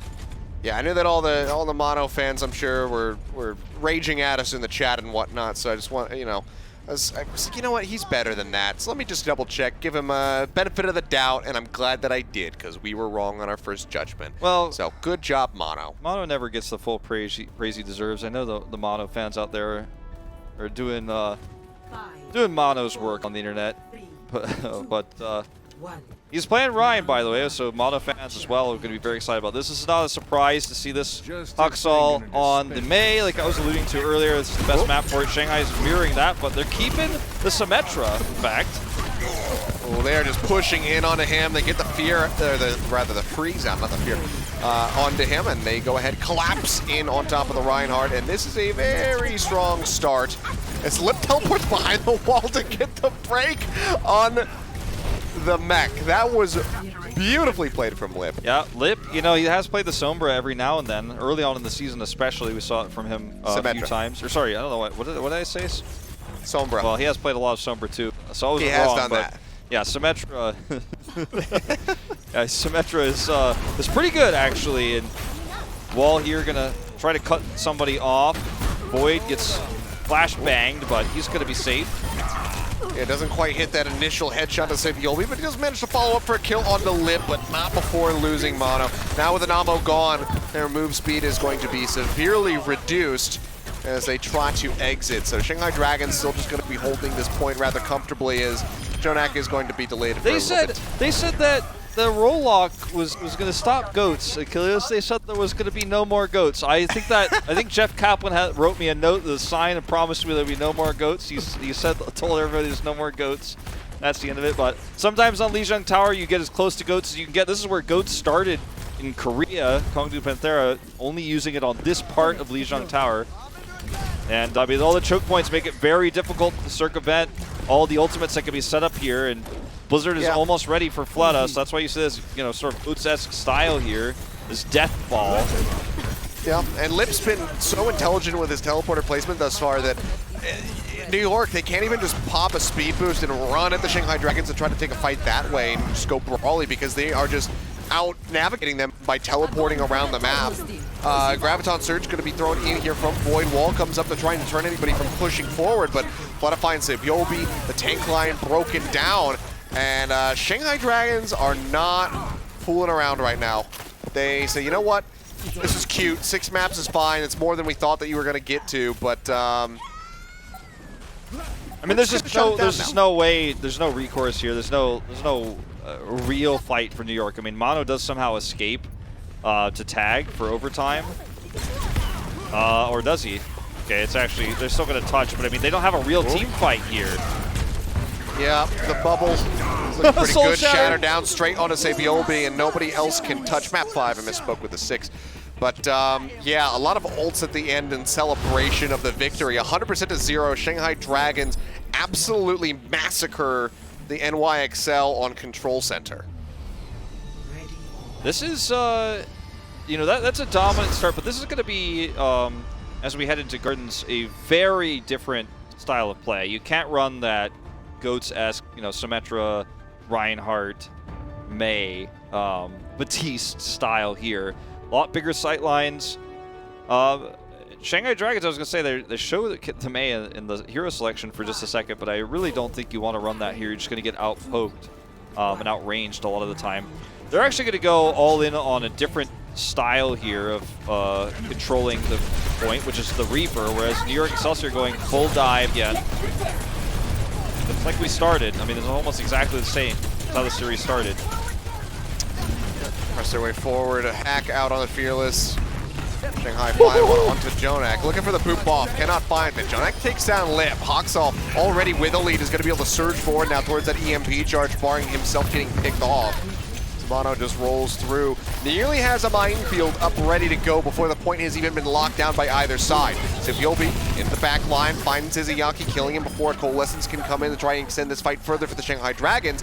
And with that, follow-up kills come through as Void will fall. Mono got minefield. Sivyobi, before Sivyobi gets a pulse here, Mono got majority of the eliminations in that last fight, was swinging around the middle like it was a Gold League ranked game for a second there. Shanghai just could not lock him down. Then he's getting insane value out of his grapple. And now Shanghai Dragons approach, they don't have the EMP, they don't have good initiation here outside of Coalescence, but Jonak could just match that. No, they don't see Seibilby. Minefield out of the point with the pile driver going through. Pulse bomb going to be dropped down onto the ground, but the explosion will not find any damage as Izayaki has the Coalescence rolling through. Self-destruct out from Hotba. Won't find any kills as Anamo looking to hold on to the sound barrier as long as he possibly can. Lip will find Hawksall, but it's at the cost of so much here for the Shanghai Dragons as Void loses out on the mech as well. Fearless just going to be leaping back over towards his spawn. Knows that the fight is not really going to be winnable. That being said, okay, well, LiJiang on. He got one, but then he got sent off way into the distance off the side of the map. Yeah, I don't think Anamo is going to mind too much speed boosting his way back onto the point, or rather back to his teammates. Lip just trying to get the last 3% here of that EMP. Mission successful. They're going to look for the EMP combo with the bomb. Mono disrupts it, though, at the cost of I like life. that, though. They just go ahead, solo commit the EMP, but now can they survive the follow-up fight? Void eats the pulse bomb from Sabiobi. Anamo, however, does manage to find Lip, sending him off the side of the map before that hack from Hawksall's EMP expired, so he could translocate back up to safety. Sound barrier from LiJiang, however, is extending the fight for the remaining 5 members of the Shanghai Dragons, and they are winning it out and looking for the flip on the point. 92% built up here on the point for the side of the NYXL, trying to get that to 99, but it's not quite going to happen. And Shanghai Dragons finally have broken through and gotten on the board. Yeah, Shanghai Dragons here, if they can continue this trend of ult efficiency, you know, just like we saw in our third round of the beginning of this series, right? If you guys remember all the way back to Oasis, they were extremely ult efficient with their Sombra, and that's what they're going to look to do here again. I mean, right now it's neck and neck between Lip and Hawksall in terms of that EMP charge. If Shanghai wins this fight, though, they can really start to snowball this back into their favor and delete all the hard work that New York started on this round. Another minefield down, looking to go ahead and cut off the members of the Shanghai Dragons, but Fleta finds Sabiobi, gets the better of him in the 1v1, finishing him off with that melee hit. Now looks to pursue forward, holding on to this pulse bomb. Spouts out Mono, who's taking a lot of damage, cannot survive, does get picked off. Shanghai Dragons just go ahead and continue holding this point for now. 45% on the board for themselves. Both times we've had a pretty big commitment and attempted minefield engaged for New York Excelsior. Izayaki's had Coalescence, and it's a really nice tool to clear minefield. So on the point, Izayaki's had mine removal both times here, and that's been huge for them. Self-destruct out the pulse bomb, not going to connect, and Lip gets picked off by the self-destruct. An absolutely huge find here for Hotba, further delaying that EMP. Fleta, however, strikes back, finding Hawksall and Amo, both going to be taken down as Fearless looks to smack some people off the side of the map. Sees the recall used from Sabiobi, chases in to try to get the kill, but thinks better of it, doesn't want to overextend. Mono Manages to find one, but Shanghai Dragons still control the point for now, and LiJiang has that sound barrier ready to go, just waiting for the EMP to come out, but he's going to get caught by it. Hangzhou finds the Lucio. Lip going to be the first one to fall now. Flutter going to be taken down, and NYXL have the point back into their control. It's 99% now, and Shanghai Dragons have to desperately try to fight tooth and nail to get this back into their favor. Sound barrier's out. It's definitely winnable. LiJiang as well as the tanks. Self-destruct comes through from Void, looks for a pick, can't find one. Hangzhou eludes that with a Translocator jump back, and LiJiang is now out of the fight. Izayaki Coalescence Rollings cannot keep Fearless alive. They pursue forward, looking for some additional kills as Flutter finds one with the Pulse Bomb, but Void is going to be demexed, and now they don't have that defense matrix to mitigate a lot of the damage to potentially eat this Pulse Bomb that Sabiobi has at the ready. Flutter tries to stay alive, he cannot do so. The Pulse Bomb finishes off the Baby Diva, and the point gets locked down. Huge turnaround now for the NYXL, taking us to a third and final round night market to decide whether or not we will have that map 6. Really good composure on the side of New York Excelsior in that moment where Shanghai Dragons come back in. LiJiang on sound barrier, Lips coming in for re-engage, has Pulse Bomb, or rather, excuse me, EMP ready. Fled is actually the one who Pulse Bombs and gets a kill there. And New York Excelsior split, they stay away from Lips EMP, which happens just moments before that pulse, as best as they can, and are able to outlast what could have been a really big swing and big turnaround in that last fight for the Shanghai Dragons. So excellently done, hanging by a thread here, trying to bring us to that 6th map. And once again, we are just going to see this Tracer Wrecking Ball Sombra style versus Shanghai Dragons running the Winston. No Reaper this time around, just going straight into the dive.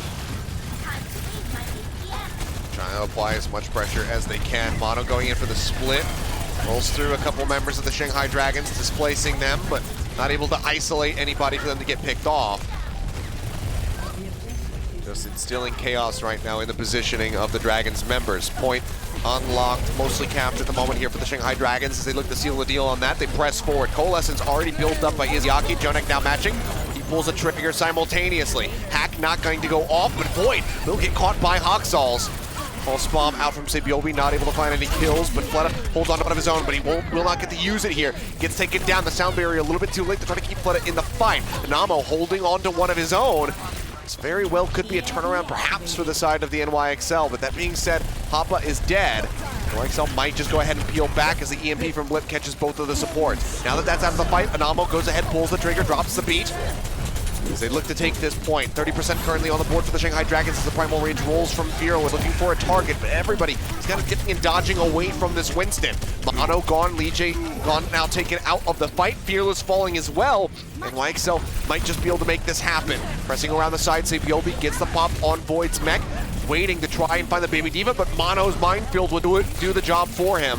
Pulse Bomb ready. Probably doesn't need to be used as New York take control as Shanghai hit 50%. I want to see how proactive Hawksell is here right now, because this is really up to him right now. Everything that they're trying to accomplish is going to be based on his play. It was a pretty hopeful Pulse Bomb attempt there from Sabiobi. It's actually going to be a tool they wish they're going to have for this oncoming assault for the Shanghai Dragons. But Hawksell is aggressive. He gets to the last 20% of that EMP. They're going to use Cole, and he's looked to set this up. There it is. EMP comes out. Hawksell, the first one to fall. LiJiang just smack him in the face. Does manage to find the kill. The bomb, you can't hide behind that flimsy table. LiJiang does get eliminated by Hotba. Anamo under some fire here. The Pulse Bomb helping to take him down. The damage orb claims the kill. Fleta will find Sabiobi, and just like that, Shanghai Dragons back over to the point, wresting control out of the hands of the New York Excelsior. This is going to be... I mean, that couldn't have gone much worse for New York, unfortunately, with all the tools they had to use. I mean, the bomb getting that stray kill is just a consolation prize. It's not going to help them onto the point. It's another ultimate gone. And now, Shanghai Dragons have positional advantage, and Fearless's Primal is coming online. This is one of those maps where that can actually be quite impactful. They could actually set up for some environmental kills on the approach. Anamo, if he has the sound barrier first, they're in serious trouble here. LiJiang hacked, trying to get that boot off the side of the map from Hawksall. Unable to do so. The rest of New York, yeah, they pile in on top of the Lucio, just making sure that they kill him off so he cannot use that sound barrier. Pile Driver comes in, interrupts Fearless with the primal range. Hack now out onto Fleta. That much less mobility for the Tracer. Self-destruct tossed in from Void, doesn't manage to find any kills, and instead gets punished by Mono. It does not allow him to remech. Sabiobi still on the hunt, tries to lob out that Pulse Bomb to get a stick. can't quite find it, but New York Excelsior are very much winning the overall fight. Flip comes in as Shanghai hits 99%, and New York have to be all in on this hold. Fleta here, barely saved right now by Void, but as you say, they can't afford to lose a single team fight. LiJiang killed, and before he could use the sound barrier, Hacked killed there in that previous fight, but he still holds it now, so he still has the answer for Hawksol's EMP. And he's been so good at those all day. Lip uses his own EMP, manages to find 3. Hawksol responding. The sound barrier comes out from LiJiang, counteracting their best efforts. Pulse Bomb already got rid of, say, Yobi Hotba, lost out on the mech. Hawksol trying to stay alive, will get picked off by LiJiang. The Baby Diva finished off the minefield, now dropped in from Mono, who's down below half HP. Pile Driver hits. He manages to help finish off Fleta. The Coalescence from Jonak takes out Izayaki. Shanghai Dragons are back in control of the point at 99%. The OT starting to bleed away. Jonak falls, but Save Yobi fights back yet again, finding Fearless. Now LiJiang falling lower and lower. Will get taken down by the captain of the New York squad. Flip comes back through, and New York Excelsior again manages to hold on. This is looking like we might be going to that 6th map right now, Achilleo. Shanghai Dragons need a miracle fight here. They're going to have the Coalescence for the engage, but Anamo should be able to outlast it with a sound barrier. Zabyobi here, playing passive, does not want to get picked off. He does not want to get a stray killed here. Does have to blink away. Fleta's got Pulse Bomb. This could be absolutely huge. Already Hawksol going to be eliminated. Likely not going to be seeing another EMP. Fleta goes in. He gets a 1 clip onto the Baby Diva. Now Anamo's going to be gone. The sound barrier doesn't mean anything. They take him out, and what a heartbreaker of a way for this to end, barring a miracle from the side of the New York Excelsior. Mono is still alive, still in the fight with the Pulse Bomb from Zabyobi. Going to be snatched up from Void with the D-Matrix. Doesn't get an opportunity to try and turn this around. Jonak is gone now. Mono eliminated the OT, bleeding away steadily here. Hotbot tagging back in, forces it out for a little bit longer. Makes his way onto the point to try to buy as much time as he humanly can, but Mono is gone before he can get the minefield. Hawksol hacked, nowhere to go, gets eliminated. The OT bleeds away, and the Shanghai Dragons will be able to take LiJiang Tower. They close this out on map number 5. They say no, NYXL. You'll be moving down to the losers bracket as we had planned. But man, what a series for New York Wolf. Even like at the start of this, I said if they can make this a very close series against the Shanghai Dragons, New York fans, the team should still hold their head high, and that is exactly what they did. This was a nail-biter. Yeah, it certainly was. I mean, I was just peeking over at the cams there for the Shanghai Dragons. Everyone looks pretty relieved and ecstatic. Besides Lip, who's the slideshow of emotionless faces, which is what he normally looks like after a win and a loss. But I feel like maybe Lip is like, well, it should not have been that close. And it was very close. That series that Shanghai was able to just force the end of there with Fleta picking up a triple kill at the end. And, you know, I would personally, from the eye test, from what we were seeing, I felt like he got outclassed by Zabyobi for the last 2 maps there in terms of the Tracer play. But at the last second, when it matters most, he comes up big. And it looked like New York was bringing us to the 6th map. It looked like we'd already signed the contract. We'd already sent it out. Like, we're going to a 6th map. The deal's done. But it did not happen that way. What a comeback there in the last moment. Shanghai Dragons will advance in the winners bracket. That they do. NYXL do fall down to the losers bracket, but if they can continue playing this way against other opponents, I don't think that there's much to be concerned about because they looked absolutely phenomenal for the majority of this series. Very, very close. I mean, the draw on King's Row all the way throughout, this was just very neck and neck. We talked about it during the game break, Wolf. The Sombra play was like maybe the one thing that if they could bring it up a level, might have been enough to push NYXL across the finish line. That didn't happen. But the guy who's consistently shutting down the Sombra plays is our player of the match. That's LiJiang, your player of the match presented by Xfinity. We're seeing a lot more support players of the match as of late, it would seem, Wolf. You took the words out of my mouth. I was literally going to say we've seen a lot of support player of the matches in recent times because it's so important right now to have a support that can really set up these big plays. And LiJiang hounded Hawksol down, sometimes actually what's the word I'm searching for here? This match is actually taking words out of my mouth. It's so exciting. He kind of was involved in, I suppose, a lot of kills of Hawksol, spy checking him, helping set up for those chases, where Lip was able to kill Hawksol in that Sombra duel. He's shut down so many EMPs, and at this point in time, I mean, look, it's 2020. We've had Sombra out for, you know, over 3 years now. It's not a shocker. You know how to kill EMPs with a sound barrier, right? You press Q, you don't get caught by the EMP. But the consistency to which he was able to hit it, and how much he was able to survive while Sabilby was also trying to track him down and threaten him so that he would get caught by the EMP, with Hangzhou nonstop trying to right-click hack him. He survived. His Mercy play was phenomenal as well throughout parts of Gibraltar there. So I really have to say, I mean, LiJiang is finally starting to get the credit he deserves in the West, and he's been a great Brigida all year long as well. The guy is someone you and I have watched his pro career since, you know, the very beginning when he was on Runaway, his very first season here in Korea, and now he's potentially going to be an Overwatch League champion if things continue this way. Could be an Overwatch League champion, could be Rookie of the Year. You know, there's a lot of things on the horizon for this guy that could potentially crop up. But I mean, man, what a series overall, and we're just getting started. That's only just, half of it. Match number 1. That's only match number 1 of the evening. We still have one more coming up, and I think it's still going to be just as exciting. We've got the Seoul Dynasty getting ready to go up against the Guangzhou Charge. Seoul Dynasty looking phenomenal with Gesture's Roadhog play just yesterday. It's been a little while since we've seen the Guangzhou Charge because they have that forward seating given their records here in the 2020 season. So we have to see what those guys are going to bring to the table. Maybe have some old familiar faces coming back into the fray with Nero and Neptuno being back in Korea. We'll have to wait and find out. That series is going to be coming up in just a little bit, guys. We got to decompress, take a breath, and get ready for that next series. So we'll see you in just a few. The Overwatch League is brought to you by Xfinity, the preferred internet provider of the Overwatch League.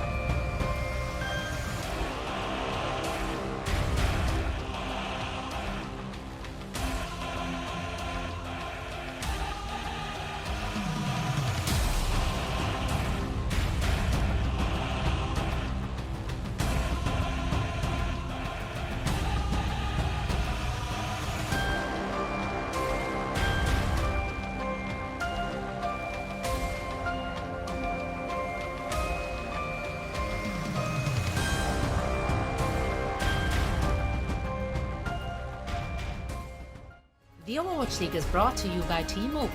Switch today and rank up to America's largest 5G network, T-Mobile. And by State Farm. For auto, home, or renters insurance, like a good neighbor, State Farm is there.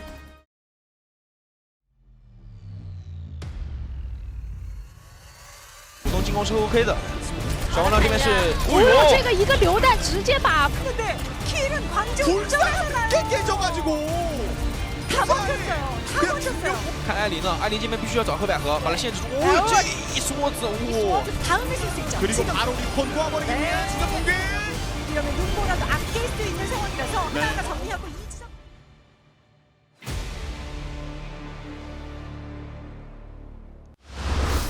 All right, welcome back, ladies and gentlemen. It's time to get into our final series of the night. This time, it's going to be the Seoul Dynasty going up against the Guangzhou Charge, which should be, just as exciting of a series, I hope, as the first one that we just had there between New York and Shanghai. They set the bar really, really high, and I think based on recent performances from the Seoul Dynasty, this series very much could deliver in the same way. Yeah, I think so. I think the biggest question mark is the Guangzhou Charge, obviously, since we haven't seen them for a while. They are, number 2 seed in the APAC region, so they got to skip their way through that play-in tournament, and we haven't seen them play, obviously, as a result. There was a week break, so they're the big question marks, right? And when you take a look at the Seoul Dynasty's starting 6, it's going to look very familiar as it does pop up on screen in just a second here. There it is. The lineup is the same one we saw yesterday, where we saw Gesture play main tank Hog, which I keep calling it main tank Hog because he was the only one who really played it that way. I feel out of all the Hogs we saw in Asia. Creative, fantastic Ana play. This was a very, very, very strong Seoul Dynasty we saw in their match yesterday. And if you missed the games, I'll tell you this. It was domination from Seoul Dynasty. They looked absolutely extremely prepared for Hangzhou Spark. You can go even as far as say extremely prepared. Like, so well prepared, it was like, you know too much. Like, you're almost cheating. Like, how do you blind counter so hard and have all the right answers? It was a really awesome thing to watch if you're a Seoul fan. Yeah, they were playing like 60 chess like Bobby Fischer, and I don't know, Hangzhou Spark was playing Boggle or something. It was really weird. It was a completely different game, not even related. They did some weird stuff, the Hangzhou Spark, and it did not work out for them whatsoever. Seoul looked absolutely, utterly dominant. Their opponents, though, Guangzhou Charge, historically better record in the regular season, more appearances in finals, as well as taking the Countdown Cup for themselves. So a very strong opponent. We do not see Nero nor Neptuno so far. We'll have to see if that's going to change as we go deeper into this series. For now, it is going to be the standard stock starting 6. Yeah, nothing out of the ordinary for the squad in terms of their lineup here from the start. But I do want to point out, as I often do for players that played in our region historically over the last few years, Krong has played a decent amount of Roadhog throughout his career. So something that you should definitely look towards potentially seeing as this series extends itself forward, as we might see Krong Hog. We might also see Rio play it. Rio's definitely not as versed on the hero, at least historically speaking, but he might have it in his wheelhouse like Gesture does now, as we've already seen. And we already know what Krong is capable of on Zarya, also on Sigma, which is the comp that we saw from Seoul Dynasty, right? The Sigma Hog, which I like to call Pig's Feet, but that's just me. No one else has come up with a term for it yet, but let's see. Thank you. I had to do it. I thought about that this morning in the shower, and I was like, you know what? I'm going to do it before anybody else does. Okay. The Pig's Feet comp. Let's just call it Jokbal then. Yeah, there you go. Since we're in Korea. Yeah, you can call it Jokbal for the Koreans out there. But, yeah. We might see that, Krong's obviously a really good Sigma player. That's where he's got his name for the Western audience, I think, in the Overwatch League. That's where people are kind of looking, saying, wow, this guy's really, really good. Yeah, absolutely. It's kind of put himself forward as one of the Rookie of the Year candidates as well as a result. Yeah, he has. Sorry, I'm still so upset with you after that. But yeah, I'm just hoping that this match can really deliver in a way that we saw from NYXL and Shanghai Dragons. Even if it's not the as high of a level, I think that might be too much of an ask given some of the histories of these teams in the 2020 season. But if it's very close, then that's what I'm really looking forward to. I don't want to see Dynasty blow anybody out of the water again like they did for the Hangzhou Spark. I want a nice competitive series. I want every playoff series to go the max number of maps and then some. If we can get another draw in there, that's great. I'm all about it. I don't care if it's a Sunday night. I don't care if my downstairs neighbors have kids that need to wake up early in the morning. I'm here to talk about Overwatch. I haven't met any of my neighbors yet. I moved into this house 2 days ago, and all my stuff is still in boxes. But my neighbors are going to find out I'm an Overwatch League caster pretty quickly tonight, Sunday night. Well, yeah, we'll see how deep down the rabbit hole we can go with this series and what these teams are going to have prepared. We can assume what the Seoul Dynasty is going to do, given the starting lineup, given what we saw from them yesterday. But like I said, Guangzhou, it's a lot more of a mystery. We can anticipate that they're going to be, having practiced the things that we've been seeing from other teams, that they have watched the match yesterday from the Seoul Dynasty and should be prepared to try and counteract that strategy. I'm curious to see if that comes down to them playing a mirror or trying to pilot something different to be able to take the far out of the sky and that kind of thing. I mean, so I'm looking forward to this. Shu is a really, really good Ana player, as everybody knows, and Ana is one of the great counters to Roadhog. If you can hit the Bionades consistently, you prevent the Take a Breather from being effective, at least in terms of the healing. You can also then, run one of the better Sombras in the league, Eileen, to kind of hack and shut down a lot of what the Roadhog is going to be good at. I think part of the reason why Gesture had so much success versus Hangzhou's compositions yesterday was because Hangzhou was playing aggressively, because this is what Gushui does, right? He loves to dive in, play super aggro on Winston. And because of their play style, he just kind of sat back. He was just sitting there playing defensively and just kind of counteracting what they're doing, is kind of peeling, right, instead of looking for flank hooks and stuff like that. Like Roadhog, used to be played as a flex tank. Still, the term flex tank right now in this meta is like not really necessarily even a thing. But my point is, I don't know if the style that we're going to see from Rio in terms of his Winston, when we do potentially see his Winston, is going to play into the strengths of a defensive Roadhog as well. So we'll just have to wait and see. Well, that's a good point. And we are ready to jump into game. We're waiting for the players to be ready, and I can tell you that we are entering. So we will be headed to Busan for map number 1 to kick things off and see who could take an early lead in this set. Seoul Dynasty going to be very hungry to carry on here, trying to get another map win. Start a new win streak if they can. Try to get as many perfect games as they possibly can here against opponents that aren't the London Spitfire. Wasn't gonna say anything. We'll see. Wasn't gonna say anything, but you gotta give that caveat when you talk about their map win streak. Too soon. It feels like just yesterday we were playing Hangzhou Spark off. That was just yesterday. It was just yesterday. Yeah. Damn, it feels like just 2 days ago that London Spitfire were still in the 2020 season. Yep. Well, look at this. Pig's feet coming out from Seoul Dynasty here. Start things off. Roadhog, Sigma, double flex tank, Gesture playing it like a main tank. Guangzhou Charge starting things off with the Reaper. I don't know if Happy's really going to stick with this. This is a better map for it, on Busan downtown here, but arguably, you probably want to stick with the Ashe here, so a little bit surprised to see this. Fitz does match. That's a really good start.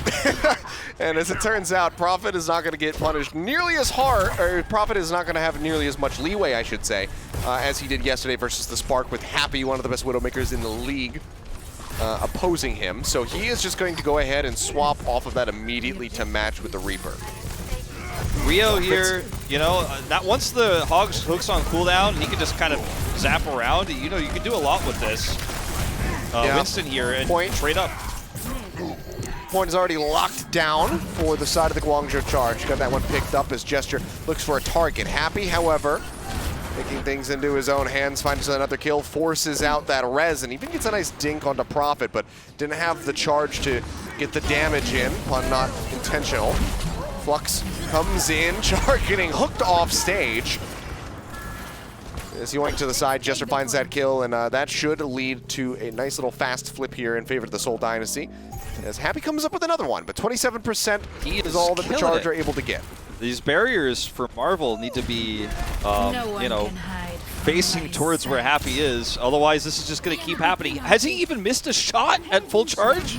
No, the answer is no. Okay, yes, he did. He did right there, just the one on Toby. Gets the body shot, looks for the follow-up, can't quite get the flick, but yeah, Happy, he's in the groove right now. He is absolutely dumpstering everybody in his path. Yeah, he certainly is. And it's, I mean, obviously it's a really strong pick against Reaper when you have this sightline advantage that they have right now. And obviously it's a mirror that we're seeing in terms of the DPSs right now, but Happy having this advantage means he can, you know, obviously win these trades. He's going to play safely for a second here while Infosight's up for Fitz, as you can see. This gives up Marvel a chance to chase in. Oh, great knock-up pile driver, sets Fitz up for the headshot. Had the trajectory perfectly planned out. Gets that shot, Fitz now makes his way over to the point, barely missing out on the faded Moira, but Chara will still fall, the cleanup will come through. So it's going to be another, you know, somewhat fast flip here for the Seoul Dynasty. Didn't get to hold the point too long, but Guangzhou Charge, look at their ult bank at the moment here, as Happy swaps, oddly enough, off of the Widowmaker onto the Sombra for the retake. Yeah, it looks like they just want to play around EMP and ult economy here. Obviously, it's going to be very powerful against the Roadhog, too. It's the first target is Gesture. Look at the collapse in onto this Hog. He can't heal himself. Very well executed. Everybody piles on top. Prophet going to be using the Death Blossom off screen, but from what I can tell, didn't really get too much damage in. Marvel does get the pile driver kill onto Charge, denying the use of a sound barrier in this fight. As Rio just guards the stairway as the flip comes through. Over 70% now built up for the Guangzhou Charge. Looking pretty good, as Seoul Dynasty can't really break 50% here. Look, Fitz swaps over to Sombra too, but Happy's already at 70% here. And it's two-faceted. The benefits you get versus Hog, you get the hack so he can't heal, but he also has a huge ult battery, you know? And so suddenly EMP is ready after the first fight. I mean, nearly here. That cap attempt here from Seoul Dynasty going to get shut down, and Guangzhou Charge, they're just going to sit pretty here on the point. 97%. Get the touch to force the OT. Happy almost with that EMP ready to roll. Love to get a hack in onto Marvel so they don't have that D-Matrix for Eileen's Death Blossom. Flip back into the favor here of the Seoul Dynasty as Guangzhou Charge hit 99%. Happy, however, found one. Creative taken down. Now he's 10% away from that EMP. Death Blossom comes through as Marvel gets knocked out. Will finished off the Baby Diva. Flip comes back in. Guangzhou Charge in control. Gesture eliminated. Toby gonna have to try to buy a little bit of time here. As that Valk goes up into the air, does get hacked, and Prophet left to his own devices will just fall over at the end. Seems like Guangzhou Charge should be able to seal the deal on this point. Kwong still holds on to his self-destruct. Will go ahead, let that one go in celebration of their victory. Downtown goes the way of the Guangzhou Charge. This is a very foreboding, I almost want to say, win for Guangzhou this first round, because this is very similar to what this is exactly what we saw from Hangzhou yesterday, right? They had Adora on the Reaper. They're running this Reaper Sombra. They had running the Winston as well. Seoul Dynasty running the same comp, right? It countered Hangzhou so well. They didn't have long-range hit scan to deal with the Pharah, and they didn't have, you know, they didn't know how to deal with the Hog. The Winston was having problems. But Happy playing Widow gave them the advantage early. They swapped over to, that was the one thing that you could argue Hangzhou was missing, is long-range hit scan to deal with Prophet. But then they swap over to Sombra, and just the hacks are consistent on a Gesture. He can't stay alive. The follow-up is real. Guangzhou definitely learning from some of the holes that Hangzhou had yesterday. And this is a completely different matchup now for Seoul Dynasty than it was yesterday, despite the similarities. Pile driver out, looking for the kill on the Happy. Can't quite finish him off, but Marvel's still on the hunt. Rolls through, and we'll be able to get him there. Very scrappy fight happens off screen, however, as Toby will be the most recent one to fall with the point unlocking now. Prophet under fire, trying to desperately break Krong out of that mech, but it's a sliver away from getting the finish. Cannot do so. The Guangzhou Charge will go ahead and get the first cap yet again. Got first cap here. Late Sombra, obviously, but I'm going to see how quickly Happy can catch up here if he can find an angle onto Gesture. Look at the position he is in right now. He's taking this right side approach, attacker's perspective. Tank's coming through. Doesn't get the hack. I mean, just pressing W right now are the Guangzhou Charge. Jester does manage to peel off a little bit as Eileen falls, but the knockout onto Marvel's mech. Profit res back in. Does mean this whole Dynasty could push back through. I think they will. Does not get punished as a baby diva, so yeah, they're going to make their way over to the point while he tries to pistol his way back into that mech. Hook not going to get the connection that they were looking for, and the Coalescence now rolls from Shu to try to keep everybody alive. Flip is still not there for this whole Dynasty. Marvel does manage to get back into the mech safely. His Gesture, under a little bit of fire, has to take a breather, now has a whole hog online, goes ahead, pops that one instantly. Defense Matrix only lasts so long. Guangzhou Charge, however, they decide to play this one patiently. They peel back, out of line of sight, now go for the re-engage. Bob goes out into the back line. Toby's got nowhere to go. As Fitz just goes ahead and exits with the Translocator. Gesture, however, tries to equalize. Finds a kill on Achara, but now Profit is out. EMP still committed to the fight. Will mean that Rio falls, but they lose out on Gesture as well, so it's a main tank exchange. As Marvel will also lose out on the mech, so Seoul Dynasty, again, not looking like they're going to be able to hold this point for very long. Guangzhou Charge, clear it out. 25% again is all that Seoul Dynasty can get. And when Guangzhou plays this methodical, safe, slow play style, they're finding a lot more value when they just press W, as you said, and play aggro and run forward. That's when Gesture's going to get value. Now, he does find this flanking kill onto Chara, which is going to be a nice start here, right before he had Sound Barrier. The EMP comes through solo onto Gesture. They finish him off. Happy finding the kill, gets a follow-up hack onto Marvel with the help of that bubble from Rio. Couldn't get interrupted on it, but they also can't interrupt this Mercy. Great cover fire there from Marvel, rather cover D Matrix. Denies that. Hook in from Gesture as he makes his way around the backside of the enemy team. Death Blossoms pop from Eileen as he goes in a bit deep. Guangzhou Charge can afford to play this far forward though, as the point continues to tick up, now above 90%. And it looks like this could just be the end of it. Seoul Dynasty got so close to getting the flip, albeit it would have been a very brief one. Yeah, this looks like it's 2-0 start here. Profit going to try to initiate with Bob, but he's the only one near the point, and it's just instantly deleted. I mean, the Bob was basically dead before it had even hit the wall. An incredible amount of damage and dragon coming through to go ahead and melt him down that quickly. Nice headshot comes in, however, Profit denies Chara's use of the sound barrier in this fight and rejoin in an extended one if the Guangzhou Charge can just go ahead and fight without him for now. Eileen, however, will fall. Happy's got a sliver of HP, has to peel back.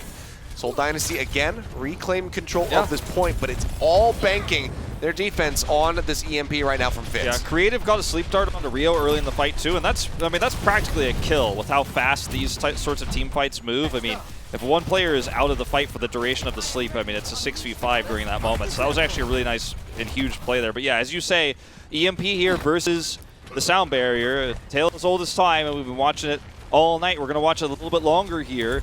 As Fitz stays away from spy check range. Guangzhou Charge know that's the win condition. I say that. He does get identified here, forces a translocation. Gets the spot on the Happy, tries to finish off the job, but cannot do so. Now gonna get jumped on. EMP comes through, finds 3, Char drops the beat, but not before Eileen does die. Happy, however, gets a follow-up kill on the Profit. Rio traded out. Toby going down now. Creative gone to the damage orb, but the Bob starts dragging things back from the brink for the Seoul Dynasty. Finishes off Shu. Both teams now without their supports. Tanks respawning. Seoul Dynasty gets a hold out for a little bit longer, but this EMP is getting ready to come through for Happy. Marvel about to have this self-destruct, words eluding me for a second there, to delay on the point, but Guangzhou Charge otherwise have so much staying power. EMP to initiate here from Happy, trying to delete Gesture. Yep, solo onto the Roadhog. They manage to find the kill. Shield Smash used onto Eileen, still holds onto that Death Blossom as they don't find any kind of interrupt there. And a boost tossed out onto Marvel to keep him alive, and Gesture's going to be swapping over. Instant stun onto Eileen, instant destruction onto the Reaper. They punish him greatly. Fantastic coordination there from the Seoul Dynasty. Marvel going to be popped out, throws down the self-destruct. Krong going to be doing the same thing, but it's Marvels that finds the enemy Baby Diva, denying him from getting back into the mech. Rio finished off by Gesture as he rolls back through, and we will have another round. Sanctuary to decide the winner of map 1 in this series. What a great start to this series, you know? I mean, this is such a good day of Overwatch. Yeah, it really is. It really, really is. This reminds me of Turns out. Like in Apex, when you and I commentated Apex OGN's tournament series before Overwatch League, playoffs were actually, or rather, you could call it playoffs, I guess, but the bracket stage after groups was usually pretty bad. Like historically speaking, a lot of 3-0s. But in Contenders, which was the new iteration, obviously, of Korean Overwatch, we had some great games. This really reminds me of that. Like, we are watching 2 back-to-back, potentially. Let's not get too excited. Yeah, it's still the first map, but potentially we're watching 2 phenomenal back-to-back best-of-5s here. Going to be Widows on Sanctuary with the long sight lines here, but otherwise going to be Guangzhou, the first team to match Seoul Dynasty's comp here in terms of that Roadhog Sigma. I won't do it to you again. Style of play here is the first time we've seen a Seoul team do it. Just do it. I give up. Pig's feet. Pig's feet. Composition here. The joke bug comp. All right, Happy looking for the support line, actually. Does not find it. Almost got that shot there on the Prophet as well. Goes in for the reposition, tries to get the flick, is under pressure here from Jester in the back line. They look to try and peel for him. Fitz in the meantime finds a nice kill onto Krong, and it will be the Seoul Dynasty first to the point. I feel like not going to connect. Chara still so low, but the heals come out. He will stay safe, but Jester just gets absolutely destroyed. It's chaos. It's chaos here on the point. It's absolute, just utter chaos here. Pile driver as Jester Marvel rather tries to stay safe. Well, I mean, will so be far allowed to exit there. So far, so good for Dynasty, despite several losses. It feels like there's constantly losing this team fight forever by 1 member at a time.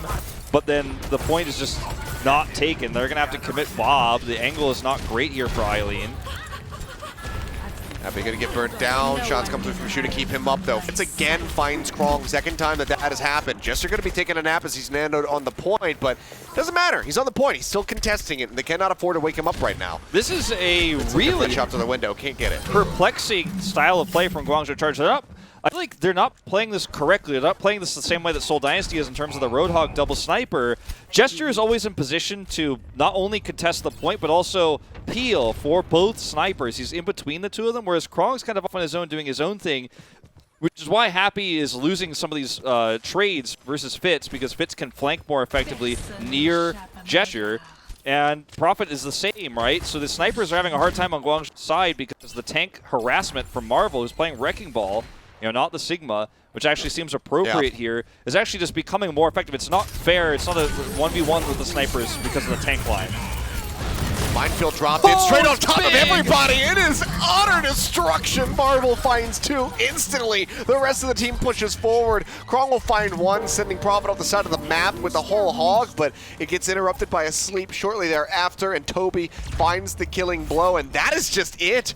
No one can touch the point. Seoul Dynasty look incredible on the well, not the home map, I suppose, because it's a city name, but Busan.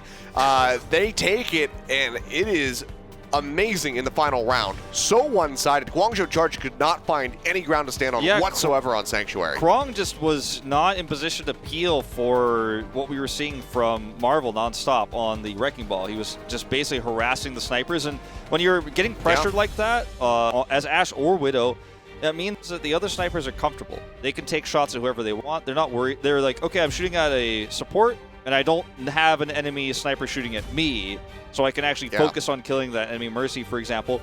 Or I can go for a risky flank, which isn't so risky because the other sniper is under pressure, and then you can get those kills. And Fitz was actually getting so much value because of the pressure that we were seeing coming through from Marvel there. On the other side of things, Krong just wasn't healing as well. He wasn't getting those hooks onto Marvel, and it feels like it was an imitation of Seoul Dynasty's composition rather than mirroring it there. And Seoul Dynasty still seemed to have the better understanding of how to double sniper with that Roadhog peel.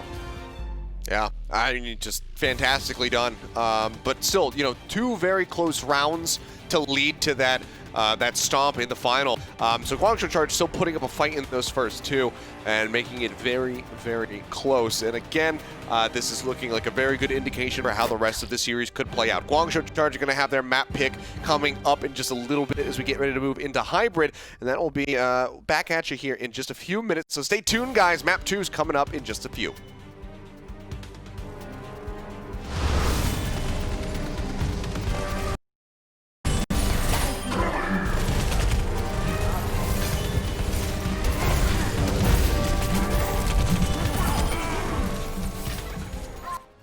Coca-Cola is the official refreshment of the Overwatch League.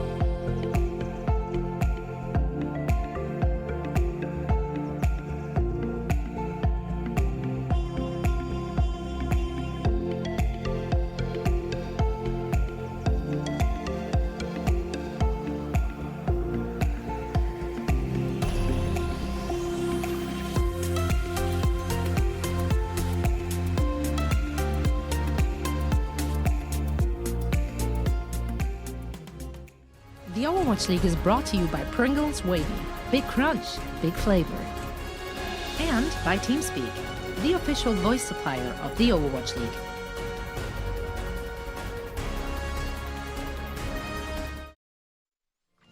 All right, welcome back, ladies and gentlemen. Already an exciting start to our final series of the evening. Seoul Dynasty take map 1 of Busan over the legs of the Guangzhou Charge, but they had to fight for it. First 2 rounds, extremely close. Third one, though, blew them out of the water. Yeah, I mean, Seoul seems to have the best understanding right now. I've had a double sniper hog. I know that sounds like, what? Is that even a thing? Is that something that's real? And we're still not sure, but for Seoul Dynasty, it's very real. It's gotten them several map wins already this weekend. So for their opponents, the sting of that is definitely still real. For Hangzhou Spark, will be waiting for the 2021 season. It probably feels most real of all. But we saw an imitation, which I think is probably the best way to describe what Guangzhou did there, where they ran their own Roadhog Sigma. But it was actually Wrecking Ball from Seoul on their side when they were trying to protect their double snipers. It allowed them more mobility. It allowed them to harass the sniper side of Guangzhou Charge in particular. The map choice is King's Row for Guangzhou, which is going to be very difficult to execute double sniper on. And, you know, it's okay for Roadhog. I don't think it's a bad map for Roadhog in particular for Seoul Dynasty. But you're not going to be able to play that same style of Roadhog where you just kind of sit on top of the snipers and pull a Winston in every time he comes through. So I think Seoul Dynasty will have to play a little bit differently. It's also not great for Pharah outside of A.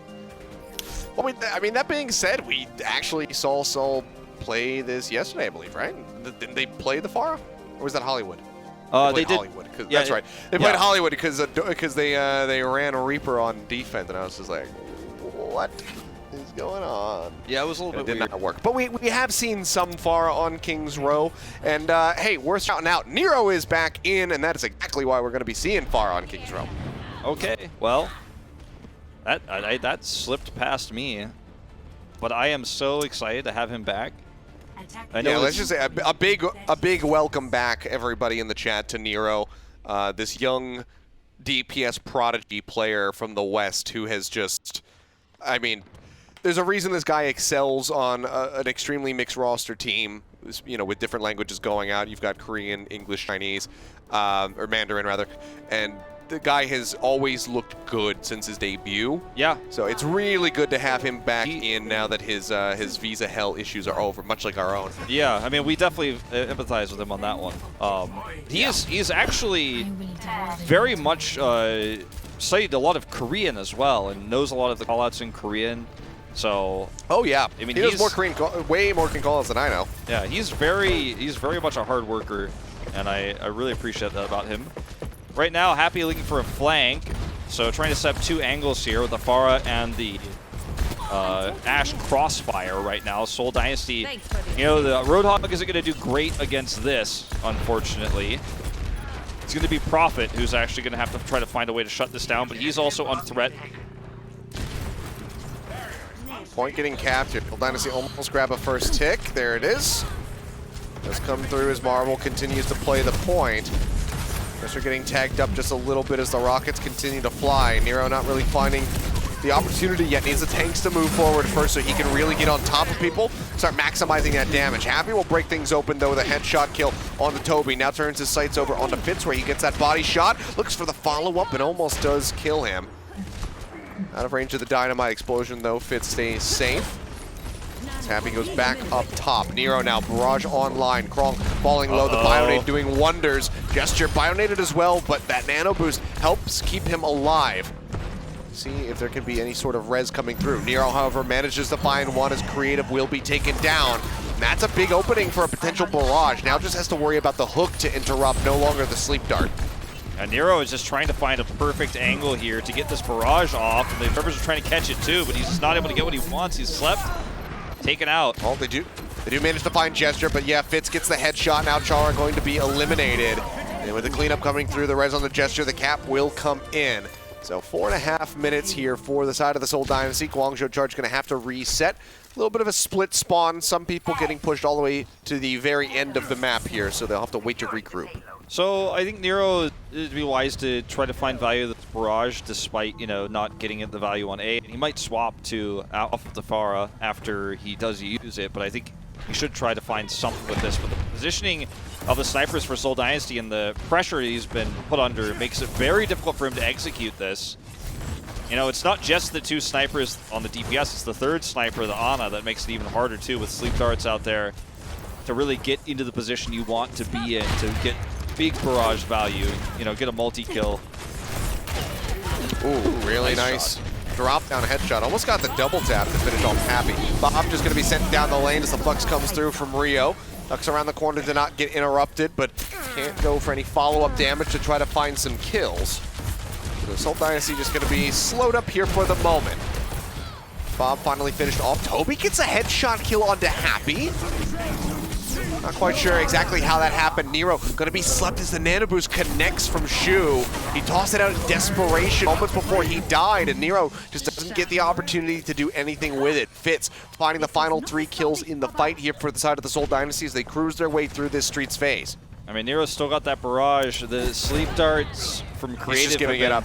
It's, yeah. Yeah, he's got to, like, you know, I was going to mention this at the beginning too, because we're going to see a replay.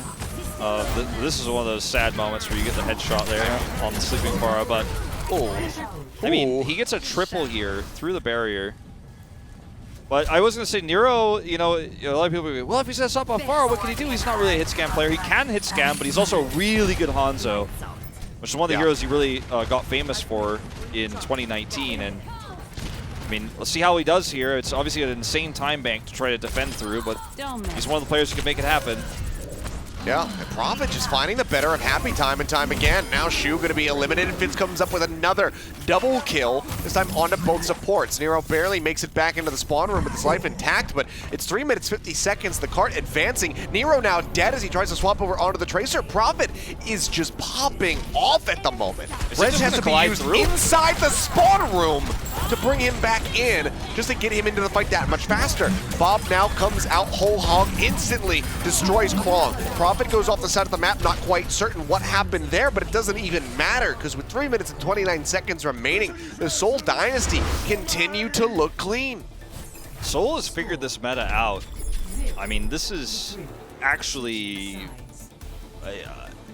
it seems unstoppable. It feels unrealistic. It's like, well, what can you do if you're Guangzhou Charge? I mean, Nero's a really good Pharah player, and he's being shut down by 2 snipers on the DPS side again, a 3rd sniper in the Ana, getting slept. He's getting pressured back. He holds a barrage for so long because he just never finds that angle, never finds that opportunity to use it. Gesture's doing wonders on the Roadhog to help heal against anyone who's trying to assault the snipers directly. And you've got, you know, the Hangzhou comes out for Nero, and you think, okay, well, maybe this will be a great way to shut this down. He'll be able to do a bunch of burst damage, right? And even he struggles. They get caught in the spawn. And Fitz finally gets to play Sniper, right? There were a few weeks of play where the hero pools just didn't really allow him to play Widow, or he was playing Sombra, or, you know, the hero pool just kind of forced him into this awkward situation where he's not able to play his best heroes. I mean, 2 heroes Fitz most famous for, Widowmaker and Doomfist. We're not going to be seeing any Doomfist, so you got the Widowmaker part, and with another sniper to give him that crossfire extra sightline, with Gesture being there to peel for him, and Creative being so good at healing the tank lines to make it easier for him to just hit those headshots. It's like, is there anything this guy can't do? When he's empowered like this, he looks like a top-tier Widowmaker player that almost feels like people forgot about because it's been so long since we've seen him perform this well. Well, Nero just going to be moving back over onto the Reaper here for the attack. A nice dink onto Marvel. No one who can really close the gap to try and find that kill. So Guangzhou will start poking their way out onto the point. Gesture already gone. Not quite sure what happened there. No bio-nades here from the Guangzhou Charge to try to set up for that kind of play. So just got absolutely worked in the neutral, it would seem. Push forward comes in from Rio. Is zap away, and this is an explosive start for the Guangzhou Charge. Exactly what they needed. Rip in the chat to Opus Bob. Get out. Well, I mean, there's no Ashe being played right now, so I don't need to be here. Yep. There's no contest, obviously, in this situation. With the Reaper there, you're just not going to win that. It's a war of attrition. You will certainly lose. Prophet. Well, Fitz gets taken out here before I can mention. Prophet swaps over to the Pharah. So this is very similar to what we saw them do in response to Adora's Reaper yesterday. Obviously on Hollywood, not on King's Row, but this is where the same sort of rules apply. And with no, you know, there's only one hit scan for Guangzhou to deal with this. Yeah. Gesture dead again at Chara's hands. The second time that we've seen that transaction occur. Prophet pushes down into Krong's space. D-Matrix is up, but he still gets a lot of damage, so direct hits come through as the defense matrix runs out. And Krong gets D-mech'd and finished off. Cart's moving up through the way, though, for now. And I wonder... So Guangzhou Charge not going to get held here, at least. Yeah, they're going to get around this corner, but I wonder how long can they run this Reaper? How long is this going to be effective? You know, I mean, obviously, Prophet doesn't have great angles to chip away at him completely. They can use these corners pretty well. But I don't know how much more this is going to get value on. They're going to eventually get slowed down by all the range damage that's coming through. Death Blossom may be where he decides to make that change. Gestures cannot be playing this far forward. Yeah, goes ahead, takes a breather to try to stay alive. The Nano Boost comes out. Defense Matrix prepped for the barrage. Still manages the fighting shoe before Happy can get that headshot in. Rio going to be taking a nap in the back line over towards point B. They charge up the headshot. They get the bio-nade in. And then Winston will fall. Good coordination. Everybody just collapsing and focusing on Creative's call, saying, you know what, I got the sleep. Everyone turn around. They do so. Creative is just absolutely dominating. He's on another level. Yep. Today and yesterday, I mean, you and I saw his potential the first time he played on Seoul Dynasty. Hold that thought. That's a nice flank kill there. Yeah, definitely, you know, exactly what they're looking for with the Reaper here. Trying to get on that flank to take down Fitz, who is now going to be swapping over onto the Sombra. Prophet finds Happy, will finish himself off with the rocket blast here at the end. The cart halted for now. Guangzhou Charge finding it a bit difficult to get into position to continue moving this into point B. You can see, I mean, Toby's Valkyrie pistoling them because they have no real way to deal with them in the sky. Yeah, certainly not great. Jesser goes in, gets the pull. A little bit of damage going up in front of the tanks. Sprong will just go ahead, lobs in the self-destruct. Jesser takes a breather to explode, survive the explosion, rather.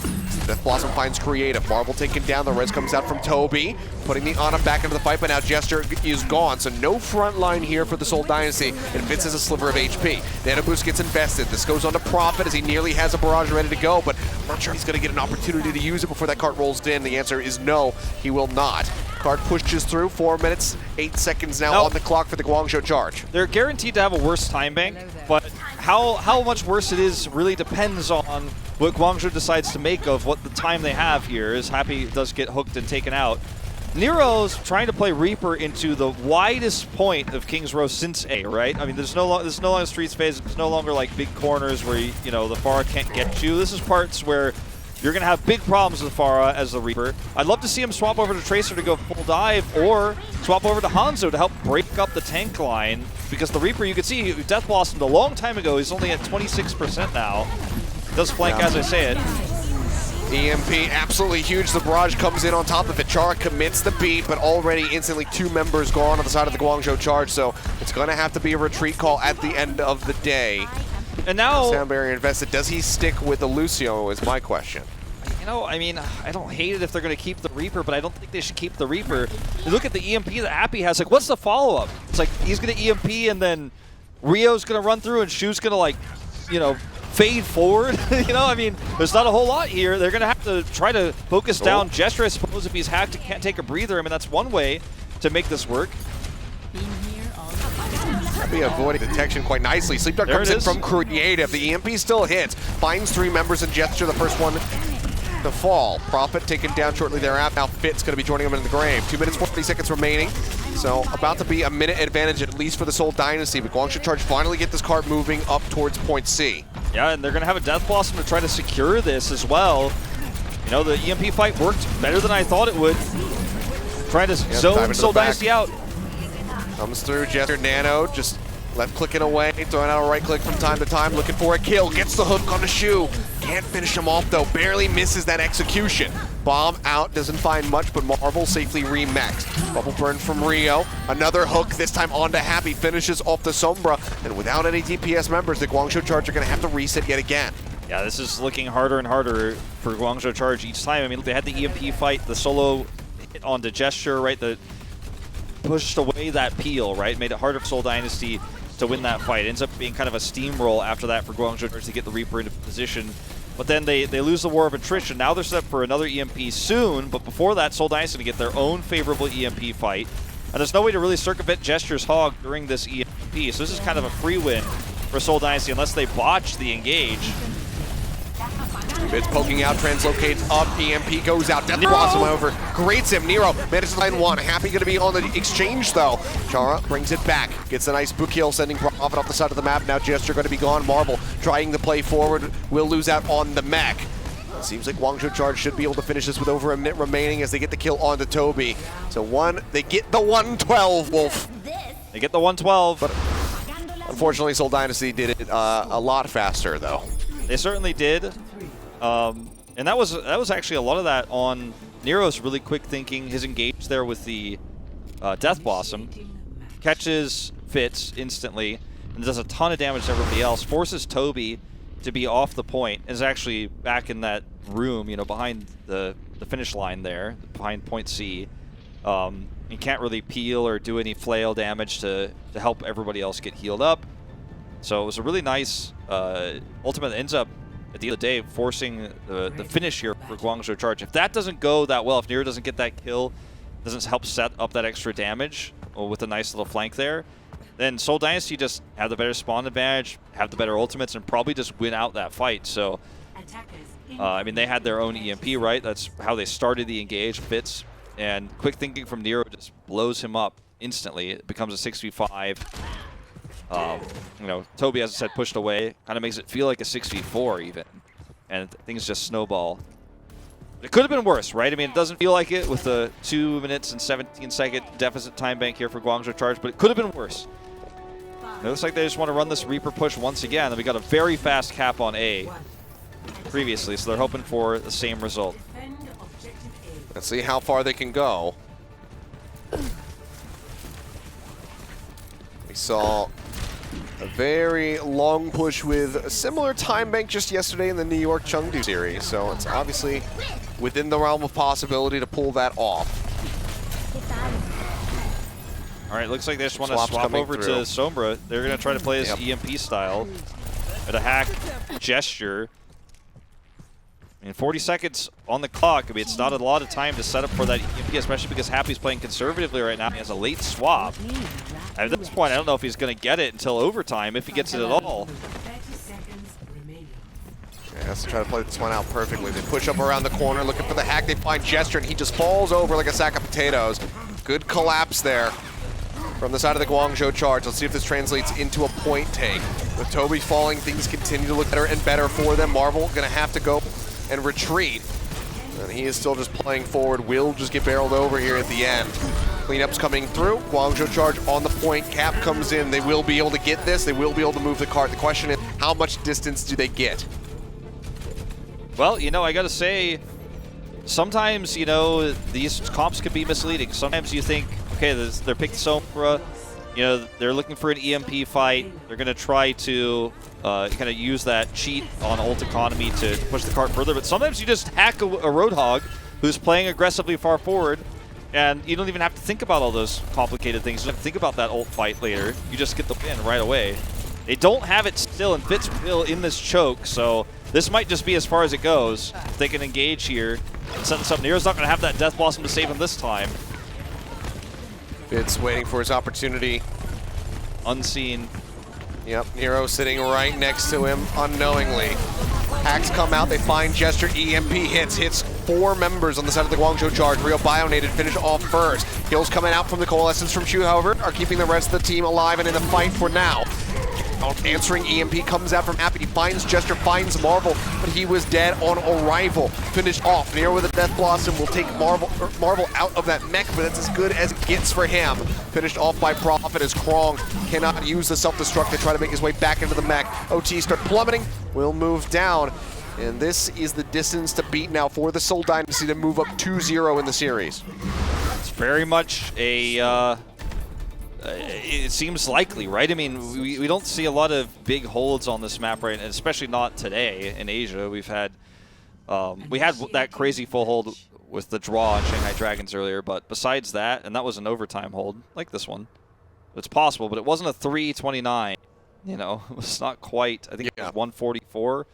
So like half the time that, you know, Guangzhou Charge is going to have to hold for. And if you don't full hold here, you're probably going to end up losing, because unless you have this weird funky timing where you have like an EMP in the archway after you lose A. I mean, it's just how this map works. You either have that or you don't, and you lose A, you're probably going to end up in that victory box right afterwards.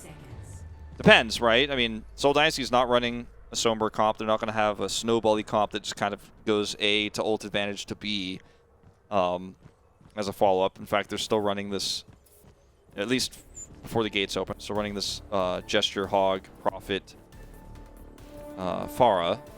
Guangzhou Charge with the imitation comp, you know, it's very similar to what we've been seeing. Happy can definitely buy a lot of time here if he could shut down what Prophet's trying to do, but the attacker advantage is real. They can swap when they see this, and that's exactly what they do. Double Sniper is going to be the favorable matchup versus Nero's Pharah, and that's why this is such a risk the Guangzhou Charge took, putting Nero on this hero. In fact, playing Nero at all, honestly, on this map. It's a big risk. It is. Dropping down, Happy going to be guarding the exit of the hotel. Krong taking a nap. Experimental barrier keeping him protected. He does get woken up. Fitz trying to find the shot there onto Happy. Cannot do so yet. 1.5 ticks gained by the Seoul Dynasty. Second one getting ready to come through. Still 2 minutes and 50 seconds remaining in the time bank for them. Guangzhou Charge have to commit to the point at some point here. They're going to be redundant. Wrap around the back. Gesture finds Rio, but Nero gets rid of Fitz. Krong now going to be gone. No tanks available for the side of the Guangzhou Charge, but Nero strikes back. Here's the res going off. So they can't really do too much, but he still manages to find creative. And Krong is brought back into the fray. Fitz finds a great shot, however. A headshot to take the far out of the sky. They're off the point, though, and Happy gets rid of his opposing Widowmaker. Happy saves the day. I mean, yeah, they get a second lease on life here. Yeah, they certainly do. And Happy, you know, he stayed alive, and he was doing consistent damage that entire time, and now takes Prophet out. And no res attempt here from Toby. At least not at the moment. He might be waiting for the CD, but there you go. Fitz baited, actually. That was a really nice bait there from Toby. Fitz gets the flank. Answering res out, however, from Jar onto Happy. So still going to be a 6v6 as they try to make their way forward. Infrasight rolling here for Happy for a little bit longer. Pushes around the corner, looks for the shot. Instead, Gets tagged up, has to peel back. Yeah, this is actually a really risky moment while he's zoned out right now. Seoul Dynasty going to cover a lot of distance. Tappy's gone. Prophet finds the kill. Chara, I don't think he's got the res available yet. Dynamite out around the corner. Will get the clip there on a Chara. Fitz finds the killing blow. Nero finishing himself off with that rocket. Now Prong going to be gone. Rio finds one, but that's as good as it gets here for this leg of the defense. Guangzhou Charge, Rez is getting ready to come through, but a couple people, several of them going to be split spawned. That's a very long run back and a very short distance that the card has to travel. Gesture. He's just trying to see their formation. If anybody messes up, if anybody peeks out too far, he just gets a free hook kill potentially. And he's got whole hog. So if they don't see him and he just pushes them away, I mean, they might just be able to roll that cart through. I mean, there's a lot of ways this goes really bad for Guangzhou Charge, especially with the really late swaps on the heroes they have. They have terrible ult economy. It doesn't exist. It's an ult recession. It is. It's definitely not very good. And look at the whole hog right positioning here for Gesture potentially. It'd have to be a bit of a miracle for them to try to pull this one off. The card rolling up now. Guangzhou Charge in a position to try and contest this. The Bob going to be pushing Rio up into the air. Gesture hacked for the moment. Flux now coming out. Catches a Winston. Inside the shop, Whole Hog comes out looking to push them away. And it looks like that might just be enough. The cart still rolling forward. Tagged yet again. Chara managing to find one, but then finished off. As Gesture just looks for another target. Left click shot, taking Krong low. They get the finish with the melee hit. They roll through, still with time in the bank, as Seoul Dynasty move up 2-0 in this series. Now at match point, Guangzhou Charge will have to pull off a reverse sweep if they don't want to fall down to that loser's bracket. I wonder if we'll see Nero's subbed out here going into the third map. I wouldn't be surprised. I mean, he depends on what their pick is. Yeah, I mean, he came in for a specific reason, right? And a specific play style. He wanted to play the Pharah, a little bit of the Reaper. But unfortunately, Seoul Dynasty do how to counter their own composition, to put it bluntly. And it was a good idea, and Nero played it extremely well from an individual standpoint. So it was, again, just one step ahead. This is, I feel like, the best time to have a really good grasp on the meta in playoffs leading up to potentially a grand finals, and Seoul really seems to have that understanding, and it's so terrifying right now for anyone who hits them in the bracket. I mean, right now it's just looking like complete and utter vindication for Seoul Dynasty fans after a really long series with multiple disappointments, a couple of highs, you know, getting to the first final for the main melee, but now it's seeming like patience may be paying off. One more map is what separates the Seoul Dynasty from advancing forward, you know, keeping themselves in this winner's bracket. Guangzhou Charge, again, looking for a reverse sweep. When we come back, we'll have our game break. We'll talk about the first two maps, and then we'll look forward to what could happen in the rest of this series. So stay tuned, guys. Game break coming up in just a few.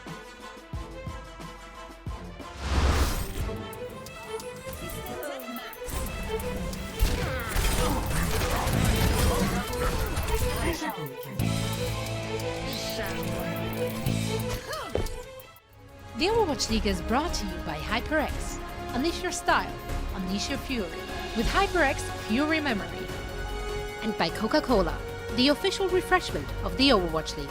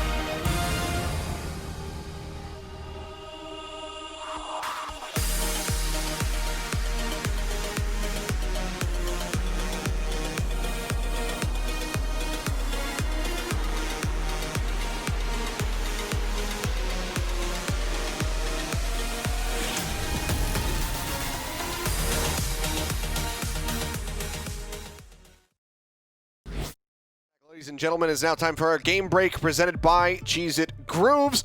2-0 lead for the Seoul Dynasty, who are looking to pull off another 3-0 back-to-back if they could do it. They got Hangzhou Spark just yesterday to get themselves out of the play-ins into the proper playoffs. And now they might just be able to stay in the winner's bracket and send Guangzhou down to the losers.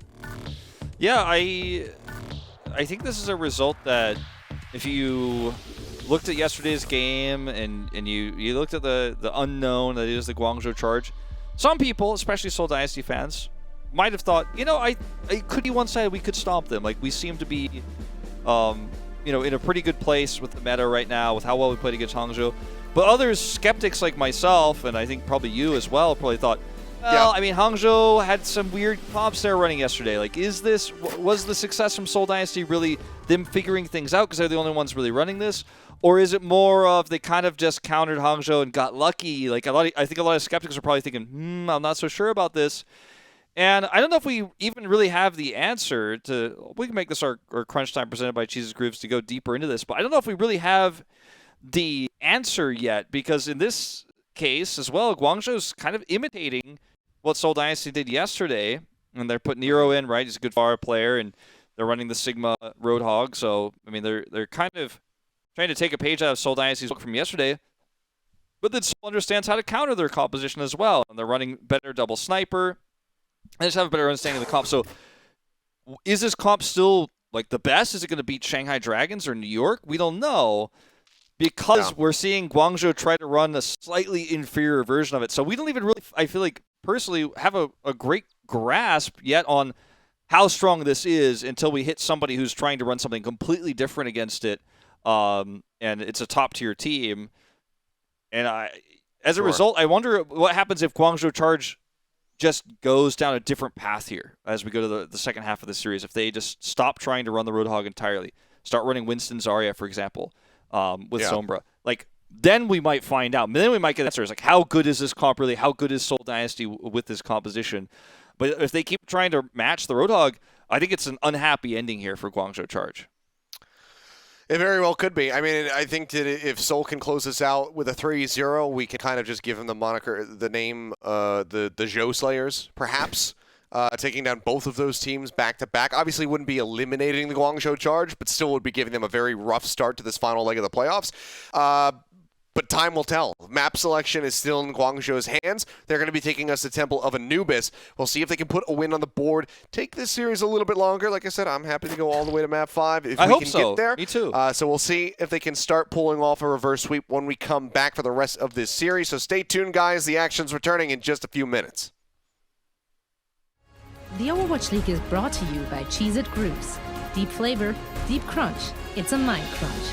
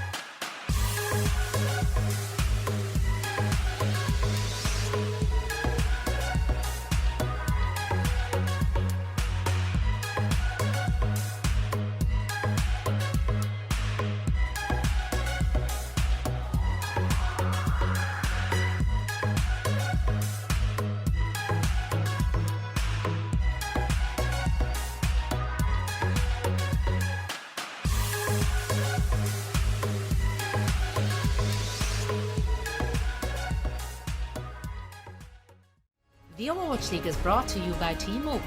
Switch today and rank up to America's largest 5G network, T-Mobile. And by State Farm. For auto, home, or renters insurance, like a good neighbor, State Farm is there. All right, and we are back. Let's go ahead and get through the rest of this series. See if Seoul Dynasty can close things out cleanly with a 3-0. They're second in a row if they could pull it off, or if the Guangzhou Charge will get the ball rolling towards a reverse sweep.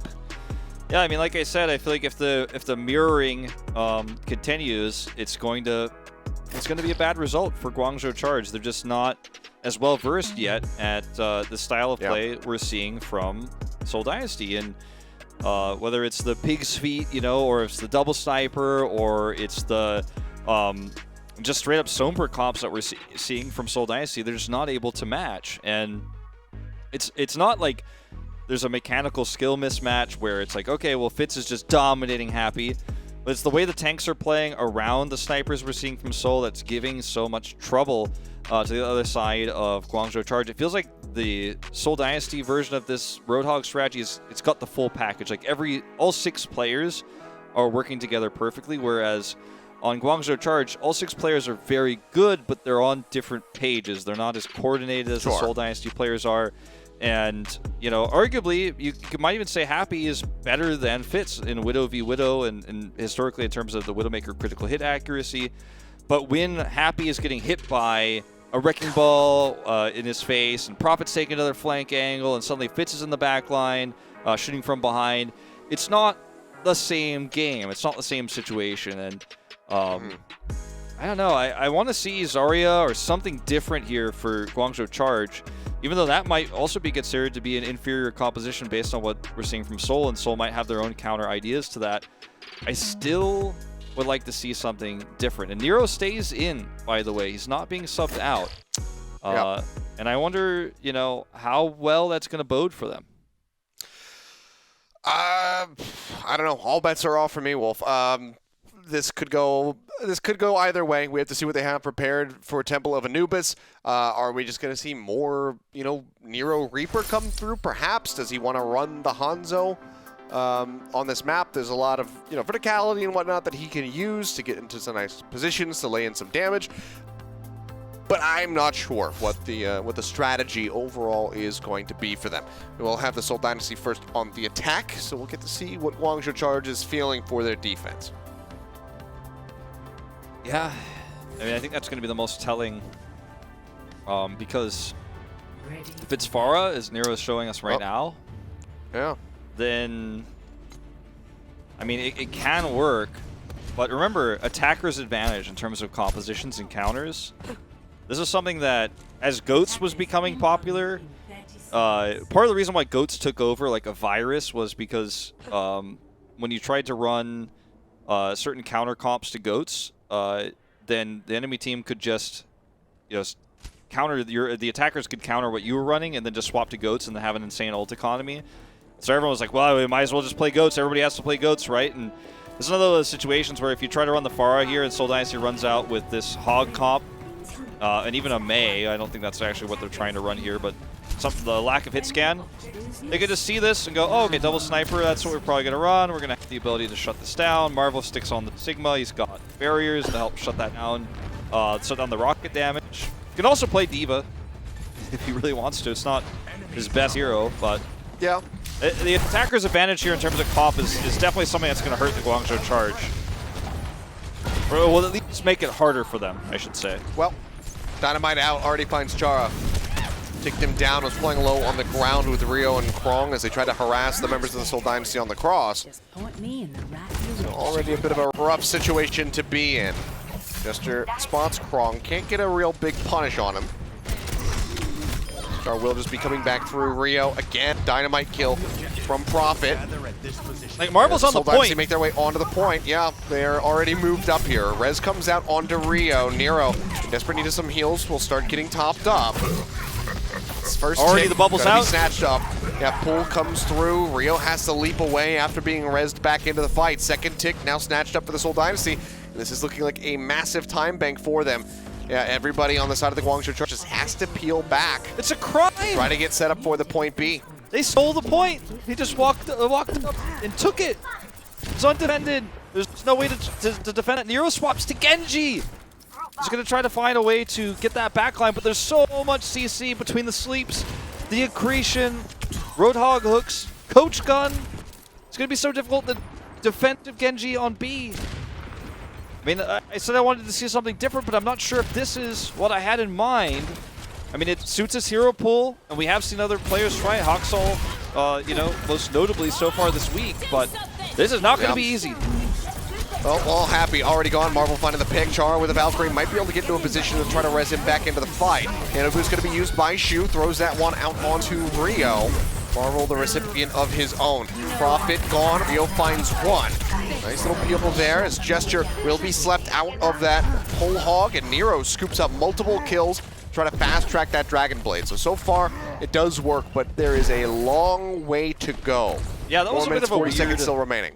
Weird whole hog there. I mean, it builds very quickly, so, you know, it's not the end of the world or anything like that, but I mean, he just kind of tossed it into a deflect while he was alone and they were down heroes. Now, this is not what I expect to see. Genji from Profit matching. Yeah. All right. I mean, they have a huge time bank, so they have the ability to build a blade even if Nero gets his first and wipes them. You know, they'll have the second blade. So it's not terrible by any means, but it's weird because you're not swapping to Winston with it. There's no synergy here between the Roadhog and the and the Genji. Sure. Like, that's not a combo. That's not a pairing. Really not a common one. Lux does go out from Marvel. Chara, the first to fall again here in the fight. Nero getting tagged from the side. To play his angles carefully, but oh, there it is. Gesture comes out of nowhere. Grabs him with the hook. First tick on the way here for the side of the Seoul Dynasty as Krong will get knocked out of the mech, but the self-destruct will go ahead and zone back the members of Seoul Dynasty for at least a little bit longer. Profit caught up in the blast, but now Fitz finds the Baby Diva, and Rio will get picked off by Gesture. 2 kills coming through. Body tag goes in as Blade comes out from Nero. He's looking for a little bit more. Finds Marvel. Looks for Gesture. Slices him up. The Bionade for good measure, and Shu has the kill. They almost give up 2 ticks, but Guangzhou Charge, again, do manage to hold out. It's really important that he didn't get picked there by Fitz. Fitz was looking for the kill in the Blade animation, and he almost got it. If he had died there, we might be looking at a very alternative reality here, but this is a scary push for the Charge, because this is the one where, oh, I love the swap to Reaper. Oh, he's being indecisive. That's always worrisome to see in a playoffs match. But I like the Reaper because it's going to give you a lot of staying power against this push. It's very strong against the Hog. Gesture is always where he needs to be. It's insane. Oh, what a and shot. so is Fitz's crosshair. Saul Chara dropping down. Just gets that really great headshot. Making their way to the point now will be the Seoul Dynasty. They know that Rio is out in the back. The pull is great. Sets up for the kill. Rio's just a little bit away from that primal range, but now might not be able to use it. Chara takes to the air, trying to ride, wall ride up top, but the whole hog shoves them back. Krong, however, finds one as Marvel does die. Happy going to be taken down. Profit drawing out the blade, jumps into the back, looks for some targets, slashes away, kind of an empty air. Has to resheath, but still has the melee hit to finish off Shu. Rio Primal Rage here on the point. Happy now desperately swapping over onto the Widowmaker to try to find some quick picks, but he's just going to be greeted by Fitz in the most rude way humanly possible. Headshots after headshots. Fitz cleans them up. The cap comes in. Seoul Dynasty finished with 1 minute and 59 seconds. It's actually really, really impressive to see, Fitz capitalize so well on these openings and get these headshots and predict where these players are going to peak. But I think what's most impressive of all to me about what we saw on that B attack from Seoul Dynasty was how well Gesture knew exactly where to be at all times. Like for example, his hook onto Krong, he stood underneath the pillar where a diva will normally stand. He was walking towards it, and it's like his hook is just there the second Krong lands because Gesture knew that's where Krong's going to be. He has that understanding, okay, the diva wants to be exactly here, that's why I'm going to be standing right here, so when the diva goes out there on the hook. Notice how often he played around the Mega Pack too?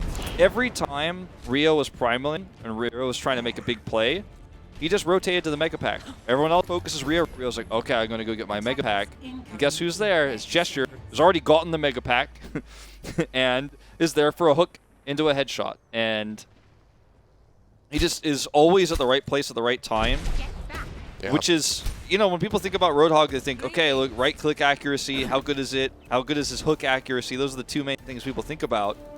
But Gesture's positioning and his understanding of where heroes are going to be and how he wants to be there before they even arrive is what makes him an incredible Roadhog player in this series and in this playoff so far. Well, Guangzhou now on the attack. Happy pops up into the air looking for a target. Doesn't spot an enemy Widowmaker, and looks like he will be sticking through with his own after spotting the Pharah from Prophet. So wants to be able to snipe him out of the air. See how much success he can find in that regard. Prophet just sitting back, looking at the walkway to get some pot shots. Has to push away, out with a concussive blast to keep himself safe. Happy tries to retreat. Sliver of HP remaining for him, and he will actually stay safe. In the meantime, Prophet is just ripping people apart. Hero and Shu both going to be taken down by the Spara. Pops up into the air, sees Krong, drops down, gets the hits in as they look to finish him off. Direct hit on top of Rio's skull. We'll just go ahead and finish him off. And Chara is nicely set up. I gotta say, I feel like the Nero gamble is not paying back the cost of, you know, I mean, where's Eileen here? Where's some more of the Sombra flexibility, right? You don't have that. You don't really have a strong Ashe player. I mean, Nero can play Ashe, but it's not his strong suit, so you're limited in that regard. Like, where's the answer to this Prophet Pharah? Widow is not the counter to Pharah if Widow can't get sightlines, because Fitz is threatening. You've got Marvel constantly harassing, nearly solo killing, as we saw previously. Can't break through this area because Gesture's the gatekeeper, and everything's falling apart. Gesture does go ahead, peel back over towards the point where he nearly has that whole hog ready to go. Prophet has to dip out of line of sight. That Coalescence could finish him off. Nero gets one, Krong gets the other. Tank and the support now gone. Big opportunity here for the Guangzhou Charge to make this work. Teleport up the top here from Nero. Getting up in the face of the DPS members on the side of the Seoul Dynasty and is protected by Krong with that defense matrix. Guangzhou Charge, however, not staying on the point. Have not gotten that first tick yet. Finally do step back in, grab that one. Wraith Walk comes in, and a great push forward. Forces Prophet to go ahead and finish himself. Not over yet. Now, yeah. Fitz punished at taking down Happy. Primal Rage out from Rips looking to shove them off the point. Marvel's going to be dropping in the minefield. A nice sleep dart. We'll go ahead and ride out the rest of that Primal Rage. Now the res is there from Toby. Puts Fitz back into the fray. Death Blossom in the back. Hook comes through onto Nero, but the damage is done. He has found 3 members with that ultimate. Is it now enough? A 4th as he follows up onto Marvel. The rest of the Guangzhou Charge now push their way back over towards the point, as they know exactly where Prophet's at. Yeah, Gesture does not commit the whole hog. I thought he might try to commit there to buy some further time for the rest of the squad to rejoin, but they're going to give it up. And if they can hold for 2 minutes, they're going to have the superior timing. This is going to be that 3K. He actually comes here on the corner, knows the red there, look at the follow. He doesn't actually instantly go for it. He knows that they're predicting he's going to go for it immediately, and he actually waits and then kind of traps them by the delay there. Oh. Meanwhile, a little bit of a back over here towards away. point B. Yeah. Yeah, just so far the whole hog used. Krog just then pulled in, but gets that mega pack to keep himself in the mech. Does not want to have to use that self-destruct away from the point just to get back in. Hero under a lot of fire, is hacked but kept safe. Gesture continues to play up here towards the front. Krong finally going to be using that self-destruct just to get himself back into the mech. The barrage now coming down, finds Shu, finds Nero. Rio taken down by Marvel. This will be a successful start to the defense at point B for the side of the Seoul Dynasty. Another sleep dart from Creative Connects gets the assist in there onto Nero. And Prophet and squad just have this completely unlocked right now, this archway. Guangzhou Charge, look at their Pharah counters. Got a Diva, and that's it. You know, Shu gonna throw damage orbs into the sky. Uh-oh. The reveal here makes this a very risky maneuver. Happy will get away. Doesn't get the EMP critically, and time is ticking. If he had gotten the last part of that EMP, maybe they could look for a really nice engage with the Reaper. The delay is real. Yeah, teleport there onto the high ground from Nero, just forces Prophet away, at least for the moment. Pushes back in, forces the Wraith Walk, and Gesture finds Happy. EMP delayed that much further now. Fitz should have his first. Gesture's gonna come over here and look for a hook. Actually on cooldown for just a second, so doesn't get that hook onto Krong. Misses that one as well. But every time Nero looks for a play, he just gets followed by Prophet. Prophet just hovers right out of range. There's just nothing he can do about it. Oh no. Look at just... He's always in the right place at the right time. He just knows. He knows where everybody wants to flank him. He's like, oh, I see everyone's going the other way. If I were a Sombra, where would I be? He's like, right here. He just hooks, gets the blind, immediate kill onto Happy. Happy, I mean, he has EMP now, but look at the positioning of the Seoul Dynasty up at this archway. Like, where are you even going to find value out of a solo EMP? You can't even get gesture with that. I mean, you can hit him with it, but can you kill him? No. Unreal. Unreal corner push. Fitz now waiting. We'll bring it up top here on Stones. 6 ultimates for the Seoul Dynasty, 5 for the Guangzhou Charge. Both teams likely to throw some stuff and see what sticks. Jump away from Happy, denies the hook access. Barrage comes out, Prophet not going to be able to find anything though. The rockets from Krong just hit a little bit harder. Sound barrier there from Chara, keeping his team safe during the EMP. Seoul Dynasty not losing out on too much as Happy used his own. Nero taken down, will trade out from Marvel. Waiting for a DPS. On the point right now are the Guangzhou Charge. First tick nearly scooped up. Hack goes in onto Prophet. They finish off the Reaper. Whole Hog now pushing here from Gesture, but while he's got that rolling, obviously cannot take a breather, cannot get that damage mitigation, so he does get focus fired down. First tick gonna be picked up. Rio taking a nap as the bomb comes through. He'll get pushed to the side, still is alive. 2 more kills come in for the side of the Guangzhou Charge. A third actually on top of that with Jara finding Toby.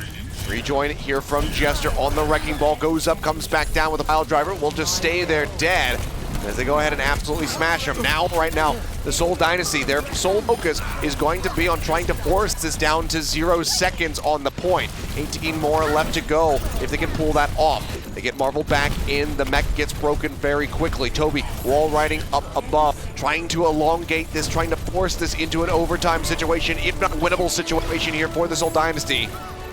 Gesture falls, so close. Not ticking up. They start moving again. It goes into overtime. Seoul Dynasty have at least pulled that off. They get the final kills. Auto creative, the EMP tossed in to finish off Toby as the cap comes through. But Seoul Dynasty have set themselves up for the win condition. They close out this series with a 3-0. Oh, it's so huge. 1 tick is all they need now.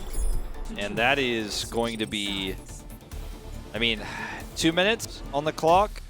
It's very doable, right? And there's a lot of variance with the comps that we're seeing right now. Meaning, you know, one small mistake or one lucky headshot or one lucky hook, right? Or, you know, one fantastic hook that's unseen or, you know, the team doesn't expect can actually just be, okay, that's it, that's a tick. Like, that's all it takes. Fitz gets a pop-up headshot and kills Shu, something like that. I mean, that in itself could just be it. That's the end of your winner's bracket. Number 2 seed Guangzhou Charge, you know. The scary place to be when you end up with that 0 second finish, you know, the overtime finish. And then, as you were alluding to, even if they do full hold, they don't get a point on the board. Seoul Dynasty is still on match point going to the next map. Yep. So still very rough tidings for Guangzhou Charge. Backs very much against the wall, and everything now depends on this defense. 1 minute and 59 seconds to get a single tick for the Seoul Dynasty. We saw how quickly they were able to do it the first time out. Can they replicate that again here? Just end the series and move on to celebrating their path forward in the winner's bracket. It's just waiting for the scouting report. We'll swap over onto the Sombra. Yep, this attacker's advantage as well, you know. At least Happy this time has the Widow, so it's a little bit tougher to execute this Pharah play, but, you know, I mean, it's not amazing. And look at the back cap attempt. Hello? Everybody is grouped up. Yep, point starts getting capped here from Marvel. Fitz joining him on the low ground. Prop, however, will get sniped. A good shot there from Happy. Domes him to find the kill, but Happy, you see how far forward is he having pushed to try to escape?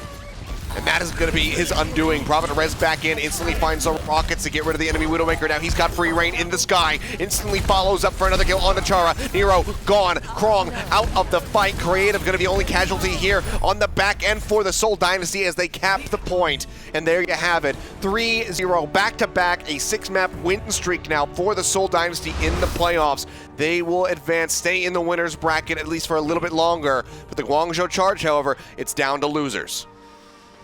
I have to say, and I don't like to say this about losing teams in playoffs, it is double elimination. Guangzhou Charge not out of the tournament, but if you're a Guangzhou fan, you're probably walking away from the series feeling disappointed. This does not feel like the performance of a number 2 seeded team going into the playoffs, you know, skipping that play-in tournament. And, you know, having this kind of setup for, okay, we saw what Seoul Dynasty is doing yesterday. We could try to respond to that. We could try to counter it. You know, is it because Seoul Dynasty is insanely good at this, or is it because they were trying to match it and failed? It's hard to say still. The evidence still isn't conclusive on that. But regardless, the outcome is disappointing if you're a Guangzhou fan. Like, wow, we just got smashed, you know? Like, Guangzhou is probably going, well, yesterday they're probably going, well, you know, if you're a fan, going, well, I mean, Hangzhou, you never know. They're a little bit inconsistent. Wow, they got really hard countered. Like, but we can win. We can beat this team. We've got an extra day to prep. As a fan, you even feel like, we've got this, right? And, you know, you just get utterly dominated. It's an unhappy headspace, I think, if you're a fan or one of these Guangzhou players right now, drop it down to losers after such a, I don't want to say pathetic performance, but I mean, results-wise, it was. Well, it's too late. You already said it, so now it's in their heads. But, yeah, I mean, I agree. There's not really a good takeaway from this at all for the Guangzhou Charge. Seoul Dynasty now confirming themselves as the Zhou Slayers here in the playoffs. I guess the one, you know, like you said, the one reprieve that you have, the one thing that's separating you from Hangzhou is that you're still in. You have another chance. Hangzhou doesn't get that opportunity. That's the one thing that Guangzhou has going for them right now. But the question is, can they have a fast enough turnaround with another week of practice to come in and perform well? It's hard to say. I mean, it's going to be a different opponent. It's going to be a different style of play they're going to have to prepare for. And, you know, on an individual level, I don't feel like any of the Guangzhou Charge players play badly. And I feel like Nero came in to do a specific job, but was kind of dealt a bad hand, and the opponent he was playing against and how they played around him. They were often, you know, having to try to defend when they were down on time banks. So the comps they're trying to run were easily countered by the attacking Seoul Dynasty who had that time bank or had the one tick to win situation there. So obviously you want to, it's your fault if you're in that situation. But Nero's probably going to be crushed. I mean, it's his first day back after such a long hiatus. And he prepared really well, and he played, I feel like, you know, in terms of his mechanical skill, very well. But they still got crushed. That's got to be... That's gonna weigh on them, I'd say. It's gonna be a quiet team dinner after this match. Definitely a rough one, but they have some time to try to bounce back. Let's go ahead and turn things to a bit, into a more positive light, Wolf, and talk about somebody who excelled, who did really well, somebody who is our player of the match, presented by Xfinity. It's Creative on the side of the Seoul Dynasty, who we're just going to keep going with the string of support players winning player of the match, I guess, because Creative again showed up today, much like he did yesterday, and continues to look great. His sleep darts all series long were the big standouts. You know, sometimes you think about Ana as, okay, look at the positioning, look at how well Ana deals with a 1v1 situation when, Ana gets dove on. Look at the sleeps on the Winston, but it was sleeps on Winston, it was sleeps on Pharah, sleeps on Sombra, sleeps on everybody. There's so many kills set up for Fitz where he just gets a headshot to somebody on the ground because he's threading the needle on these sleep darts. Hitting some big bio nades as well on the back line, make sure that they can't be healed up and can't survive a lot of these fights. Creative has been on the up and up recently, and you know, you and I think cast his first game when he was like first announced the Seoul Dynasty. It was like a show match we were casting. He looked good then, and we were like, this looks pretty promising. And then suddenly now he's one of the core players on this roster, making big differences and setting up a lot of the kills that Seoul Dynasty are making. So really needed to shout him out here. Yeah, and I think that surprises a lot of people, given how good Badoshin was looking at the peaks of the Seoul Dynasty previously in this season. To have Creative kind of come in and take that role, take the honor that Badoshin is so well known for, and then still play it at such a high level, higher than we've seen, and sync so well with the rest of the team. It's a breath of fresh air, I think, kind of breathed into this squad. That, with the meta shifts, has just been nothing but favorable for the Seoul Dynasty thus far. I'm really looking forward to seeing how they continue to evolve and potentially continue to find success and ride out this winner's bracket. I mean, tough opponent, obviously. very much on the horizon. So there's a lot of prep work to do for all of the teams that played here today if they want to stay in the playoffs. But man, what a day of matches. That first series especially absolutely crazy. Seoul Dynasty looking great. But that does it for us here on this side of the world for this for tonight. We'll be back next week with more APAC action. But of course, there is some more North American games coming up later today. So set your alarm, get a quick nap in, and tune in for those. We'll see you guys next week, though. The Overwatch League is brought to you by Xfinity, the preferred internet provider of the Overwatch League.